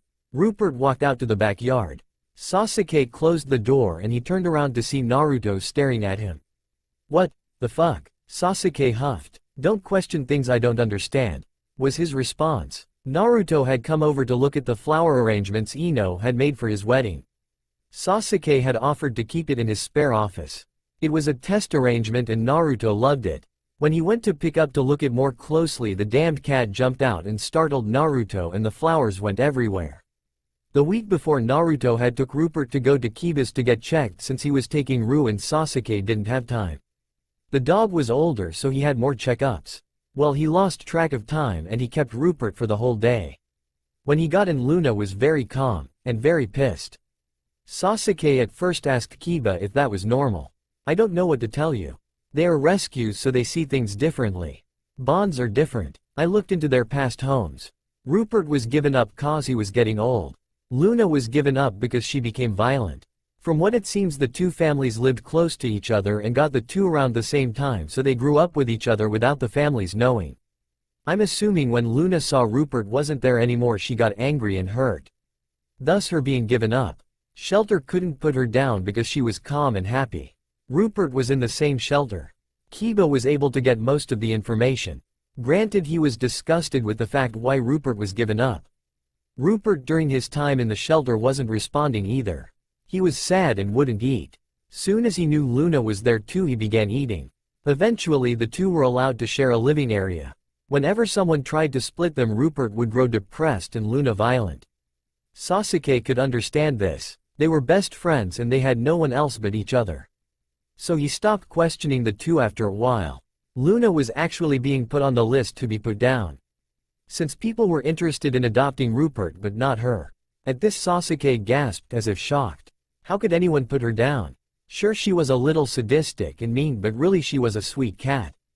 That night he learned a lot of things, and so like any normal person he sat the two down and had a talk with them. Well, attempted to. What ended up happening was Luna ignoring him and Rupert putting his big paw on Sasuke's leg as if saying, I understand what you're saying, but understand we already know. Their relationship was a close one and Sasuke was pretty glad to have them as his family. Now when it came to dating, it turns out Luna was attached to Sasuke too, even if she didn't show it. If she didn't like the guy, she would terrorize him until he left. It was when Sasuke started dating Suigesto the waiter, did Luna became a little better. Sasuke also learned that Suigesto was just as evil as Luna. Of course the two would get along. To this, Rupert put his paw on Sasuke's leg once more and Sasuke could read his mind. You're screwed. There really wasn't a dull moment in his life. Naruto was about to comment about the two, but the doorbell rang and Sasuke went to go answer it. Sho, get down here, bring Snowball. His son was playing in the playroom Sasuke had for him. There was a loud bark and Snowball came bounding down with Cho. The German Shepherd was appointed by Itachi to go with them when they went to Sasuke's since Snowball was named by him. That and Itachi liked annoying Sasuke. Can I help you? Naruto could hear the confusion in Sasuke's voice. Cho, go play with Rupert outside. Despite saying he hated the cat, Naruto was fond of her. Luna also loved Cho. The small child really was loved by animals and humans alike. When another dog had tried to approach an unaware Cho, she went ape shit. Rupert had heard her and came running to see what was wrong. Sasuke had bolted when he heard a dog crying, thinking it was Rupert. Nope, turned out the neighbor's dog got too close to Cho and Luna didn't like it. Haku and Gaara's cats were the same. Ino's cat was generally sweet, but alas, she became angry if Cho cried. Itachi once came home to find all the cats were surrounding Cho and letting him do what he wanted. Naruto walked out of the kitchen and shook his head. They said the cats wanted to see Cho. They banned the other three from entering the room. Meaning the dogs. Okay, well, except Rupert. Said old dog was in the corner asleep, where you can clearly see bow ties and some other accessories. Maybe some glitter thrown on him. Who knew? Who banned them? Well, mainly Luna. But Ino's cat got aggressive when Snowball wanted to play too. Rue starting whining, so Gaara's cat slapped him. Itachi had texted all the owners one simple question. What the fuck? His responses? They wanted to see him. Haku was more descriptive with pictures of his two cats. 5 total pictures. 1. The cats were staring outside the window. 2. Zabuza walked in. Naruto had visited the firm with Cho. 3. Cats smelled Zabuza and they were expecting Cho to walk in. 4. Nothing happened and the cats got angry. 5. Zabuza running away from cats. The last picture was a little blurry since Haku was laughing while he took the last picture. But back to the people at the door.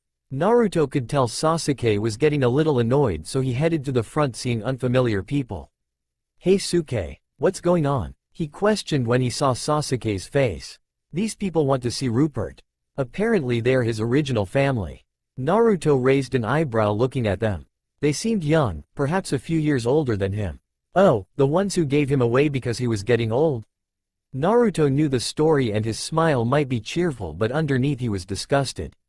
Sasuke could tell too. Look, we made a mistake. Our youngest is attached to him, so we have to get him back. He really is part of the family. The woman tried to explain, thinking using a soft voice would work. Bullshit. Naruto snorted. Rupert has a best friend. If you can tell us who that is, then you can have him. Sasuke smirked at the challenge Naruto gave them. He knew the blonde wasn't going to let this go. The two seemed relieved at the question. Our youngest son, Dan. Dan is his best friend.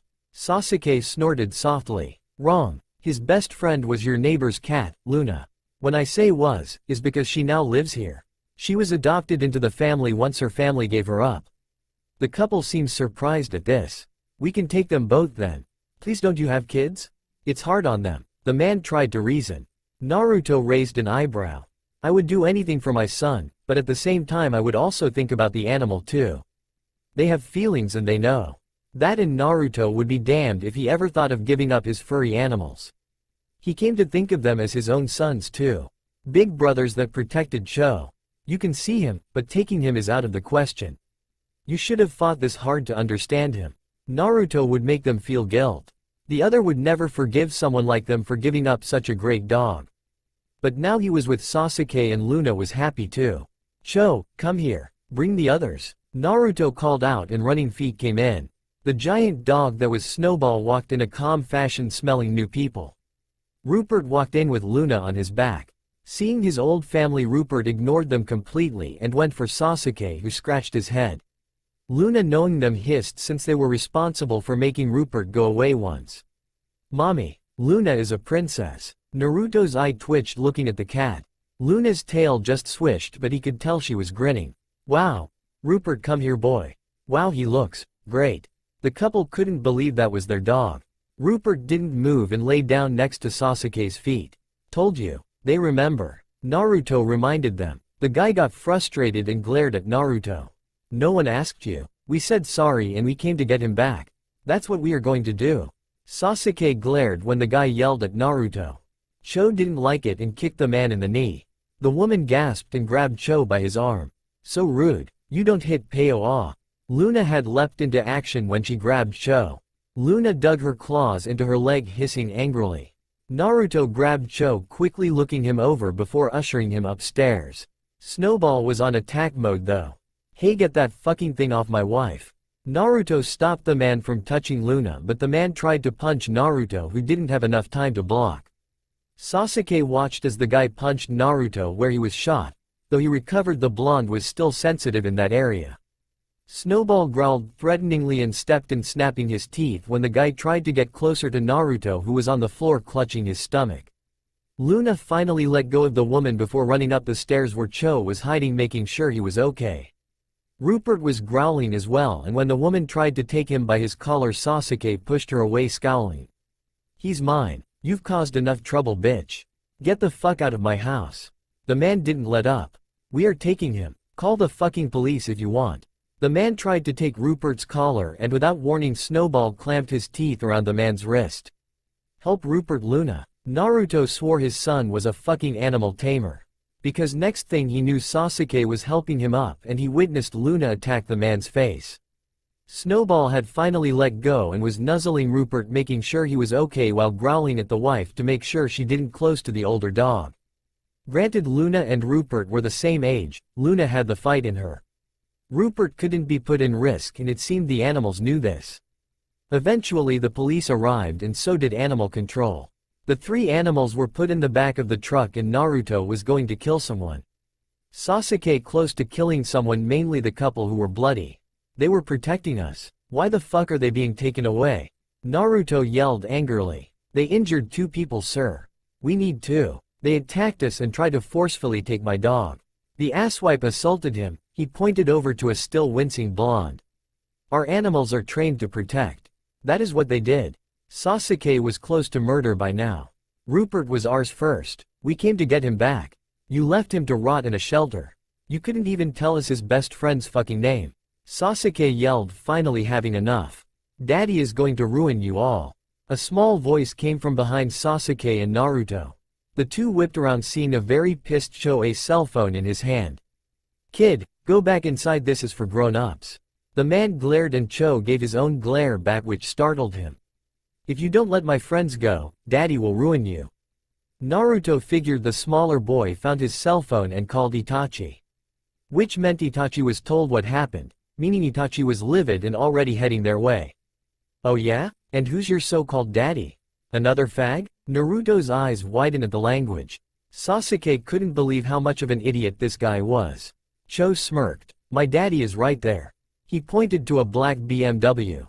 And he brought his own friends. Cho felt glee overcome him seeing his dad. Naruto knew he should be scared of how much this kid enjoyed it, but alas, Naruto knew this side of him. Especially if they hurt his family. Your kid is scary, Sasuke muttered, and Naruto just nodded agreeing. Itachi is his dad, he added quietly, and Sasuke had to agree to that as well. Police officers watched as Itachi got out of his car, his eyes blazing and his posture tense. 2 more cars pulled up and Haku got out of one car, and Naruto knew who was going to get out of the third car. Zabuza, and with Ru and Sasu. Shit just got real. Sasuke couldn't help but grin too. Damn Uchihas. You guys are crazy, Naruto muttered, shaking his head. The couple couldn't believe who got out of the car. They didn't even put together that Sasuke was a Uchiha. In fact, they weren't even positive who Naruto was. This was not well planned. But not even a Uchiha could get away with what the animals did. Itachi stalked up to the scene, first checked Cho to make sure he wasn't bruised. When everything seemed good, Cho ran up to Haku, who caught him easily talking about how the mean people were bullying Rupert and his mommy. Haku was there for a very good reason. Haku did his own check though on Cho just to double check. Can't blame him, Cho was really their love child. Naruto had heard him say it once and he couldn't stop laughing. Itachi soon checked Naruto and his stomach and saw it discoloring where he was punched.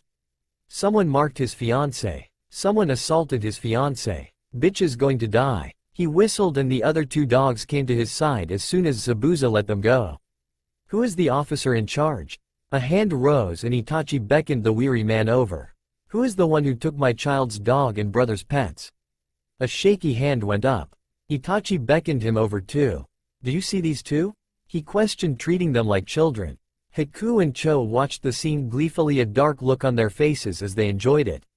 Zabuza just watched amused. Ru, Sasu. The 2 dogs stood at attention.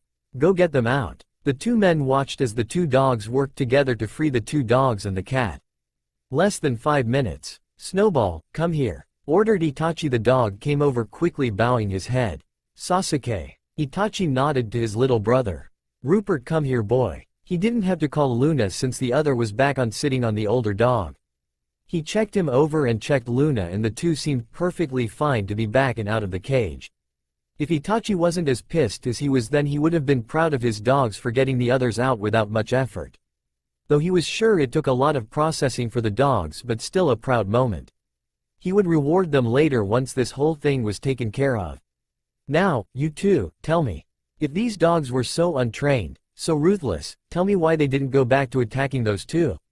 He questioned as he snapped his fingers, the 3 dogs standing at attention next to Naruto. Nothing was said because they were unsure how to answer. So tell me now, is it possible that these 2 were the direct cause of getting attacked themselves? As in, if these dogs were trained to protect certain people, or retaliate when they feel threatened, how is it in any way the animal's fault? The aggression comes from the aggressor. He explained while asking them. Again talking to them as they were children, though to give credit, Cho was a lot smarter than most people believed. Cho, tell me, who was being mean to mommy? He asked his son, who was put down, and ran to him with a smile. A sweet smile that made Naruto glad the boy was not going to grow up angry at the world, cause that smile could take over the world if he wanted to. That man yelled at mommy and Uncle Sasuke about taking Rupert away. I got mad and kicked him, and that mean lady grabbed me. Luna was nice, she made the mean lady let go of me. Cho explained happily as he put his hand out to put Luna. What did he do next? Itachi asked, eyeing the man angrily and the woman, who seemed really nervous now. The man was going to hurt Luna, so mommy tried to stop him. Daddy, he hurt mommy. So Snowball got mad and protected mommy. He even protected Rupert when the bad man tried to steal him away. I told Luna to save Rupert too. Which is why the bad man looks ugly, he said excitingly, and Itachi patted his head. Then the man called you a mean name. I know it's a mean name cause Uncle Gaara beat up some guy who said the same thing when we were out. He said in a, I know what you said, tone. Go stand next to mommy now, Itachi instructed, and Cho moved to Naruto, grabbing his leg, though smirked at the man and woman. Told you daddy was going to ruin you, he mouthed to them. Sasuke had seen this and couldn't help but bow down to the kid. Well, not right now, but he was going to buy the kid a damn freaking pony or some shit that Naruto would approve of. So did anyone ask my son what happened? Itachi questioned the two law enforcers who seemed to be looking at the couple with a glare. No sir. We were focused on getting the animals away to not endanger the child. Okay, well that could have played out well enough, but Itachi raised an eyebrow. Cho, did you feel scared of Snowball, Rupert or Luna? He questioned, turning to the smaller child. Cho gave his dad the look, you're kidding right? No, I was more scared of the mean people. He pointed to the couple. They hurt mommy and tried to take Rupert and hurt Luna. Naruto swore he could hear the evil laughter in his son's head right now. Kid, I'm buying you a freaking zoo. Sasuke muttered under his breath. Now that you know what happened, that and my brother has cameras installed in his home. Sasuke had a look of, I do? But hid it well. How much would you like to stake that these two were solely responsible for disturbing the peace of my little brother's home and assaulting my family? Itachi chose his words carefully, and Haku was glad he was there. More or less he and Zabuza were there to be witnesses, and if things didn't go the right way, there was a right according to Haku, then the two were there to make sure it did. We apologize Mr. Uchiha, we tried to handle the situation as best we could. You were incompetent and upset my brother, my child and my fiancé. Be aware you will be hearing from me. His eyes turned to the couple, his eyes narrowed. You two will hear from me very soon. I will not be paying for your wounds. I will not be paying a single thing concerning you two. You endanger my child, it seems I should give you the same respect. The threat was there, and though he would never harm the child, he put his family first above all else. He will make sure they struggled for the next few years, though set aside money for the boy until a certain age. It was a fuck you to his parents, and really it was the best revenge.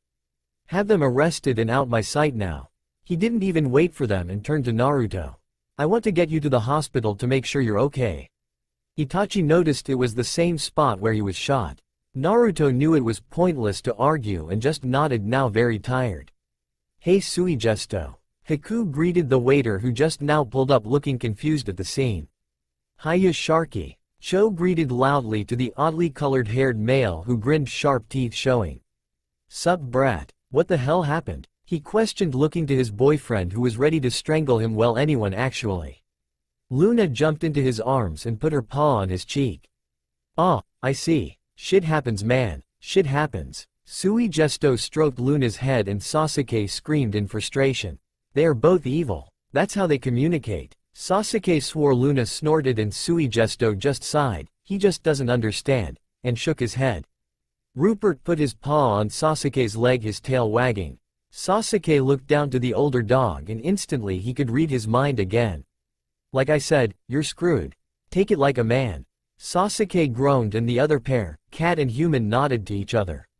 I think he understands now. Itachi will never understand, and he didn't want to. Partly because he was afraid of what the hell he might find out. Ushering his family in the car, he instructed Haku and Zabuza to draw up the papers and to watch Ru, Snowball and Sasu until they were back. Best choice ever. Haku commented, meaning it was the best choice to come and follow Itachi. Zabuza had to agree. Why were you here again? Itachi asked after buckling Cho in his car seat. All I wanted to do was look at the damn flower arrangements. That's all I wanted to do. Naruto felt like complaining, because really this would happen to him. Itachi couldn't help but wonder of his fiancée's luck. While back at the house, Sasuke was calming down and Suigesto was helping him clean up the mess the fight had managed to make. Which was really the blood. So, how did this even start? Naruto was over to look at the flower thing Ino sent. That's all that was supposed to happen. Looking at flowers. The other snorted, trying to stop his laughter. Well, at least the two are happy. Meaning Luna and Rupert. Sasuke paused and took a good look at them. Rupert was now tried and sleeping on his big bed, and Luna's head was resting on his neck. Feeling the eyes, Luna opened her eyes lazily, her tail swishing slowly. Sasuke stared for a moment longer and the cat closed her eyes again, the purring loud and clear. Content and happy. Say what you will about their relationship, but those two are pretty much for life. Suigesto said with a happy grin. Kinda like you and Naruto. Platonic soul mates. It made sense. Weird and odd, but it made sense. You guys need each other. They need each other, and they were lucky enough to get picked for you. Maybe that's why Haku chose them. Suigesto suggested as he continued to scrub out the blood from the carpet. Sasuke never really thought about it like that. He never put it in perspective as to why Haku chose them. Platonic soul mates, go figure. Sasuke smiled, shaking his head. Wait, that doesn't explain why you get along with her. Sasuke stated, narrowing his eyes. In due time, boyfriend. In due time. I knew it, you were evil. Suigesto only grinned at his boyfriend's antics. He could only wonder what Naruto went through with his Uchiha. Sasuke, what are you doing? Looking for those damn cameras. While at the hospital, Naruto was being looked at by a nurse.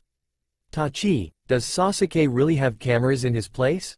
Of course. Cho plays there. Does Sasuke know? He does now. Wait. Itachi, what if he did things? A dark smirk came over his face. Naruto felt really bad for his best friend. Our wedding is going to be glorious. Naruto really didn't know what that meant. He was really scared to ask too. Cho was just happy he could witness his dad be a badass and scare people. He learned of a few things from him, of course. But also the lesson for everyone was, don't ever mess with his family. If it was one thing he learned from his mommy and daddy, was that family was for life. Animal or human, you don't ever hurt someone or a living thing he cared about. He may be a child, but his lessons that he learned left a good imprint in him. I love you, mommy. I love you, daddy, he said from the backseat, smiling happily. Itachi looked back, a small smile coming over his face. I love you too. Naruto just grinned happily. I love you too, honey. Cho smiled happily, kicking his feet despite knowing he was going to the hospital to make sure his mommy was okay. This was his family and he wouldn't have it any other way. Now he just had to figure out how to stop his daddy from deflowering his mommy forever. Trust him, that was no easy feat. That's all for now. If you want to see next part, then please like this video and subscribe my channel. Thank you.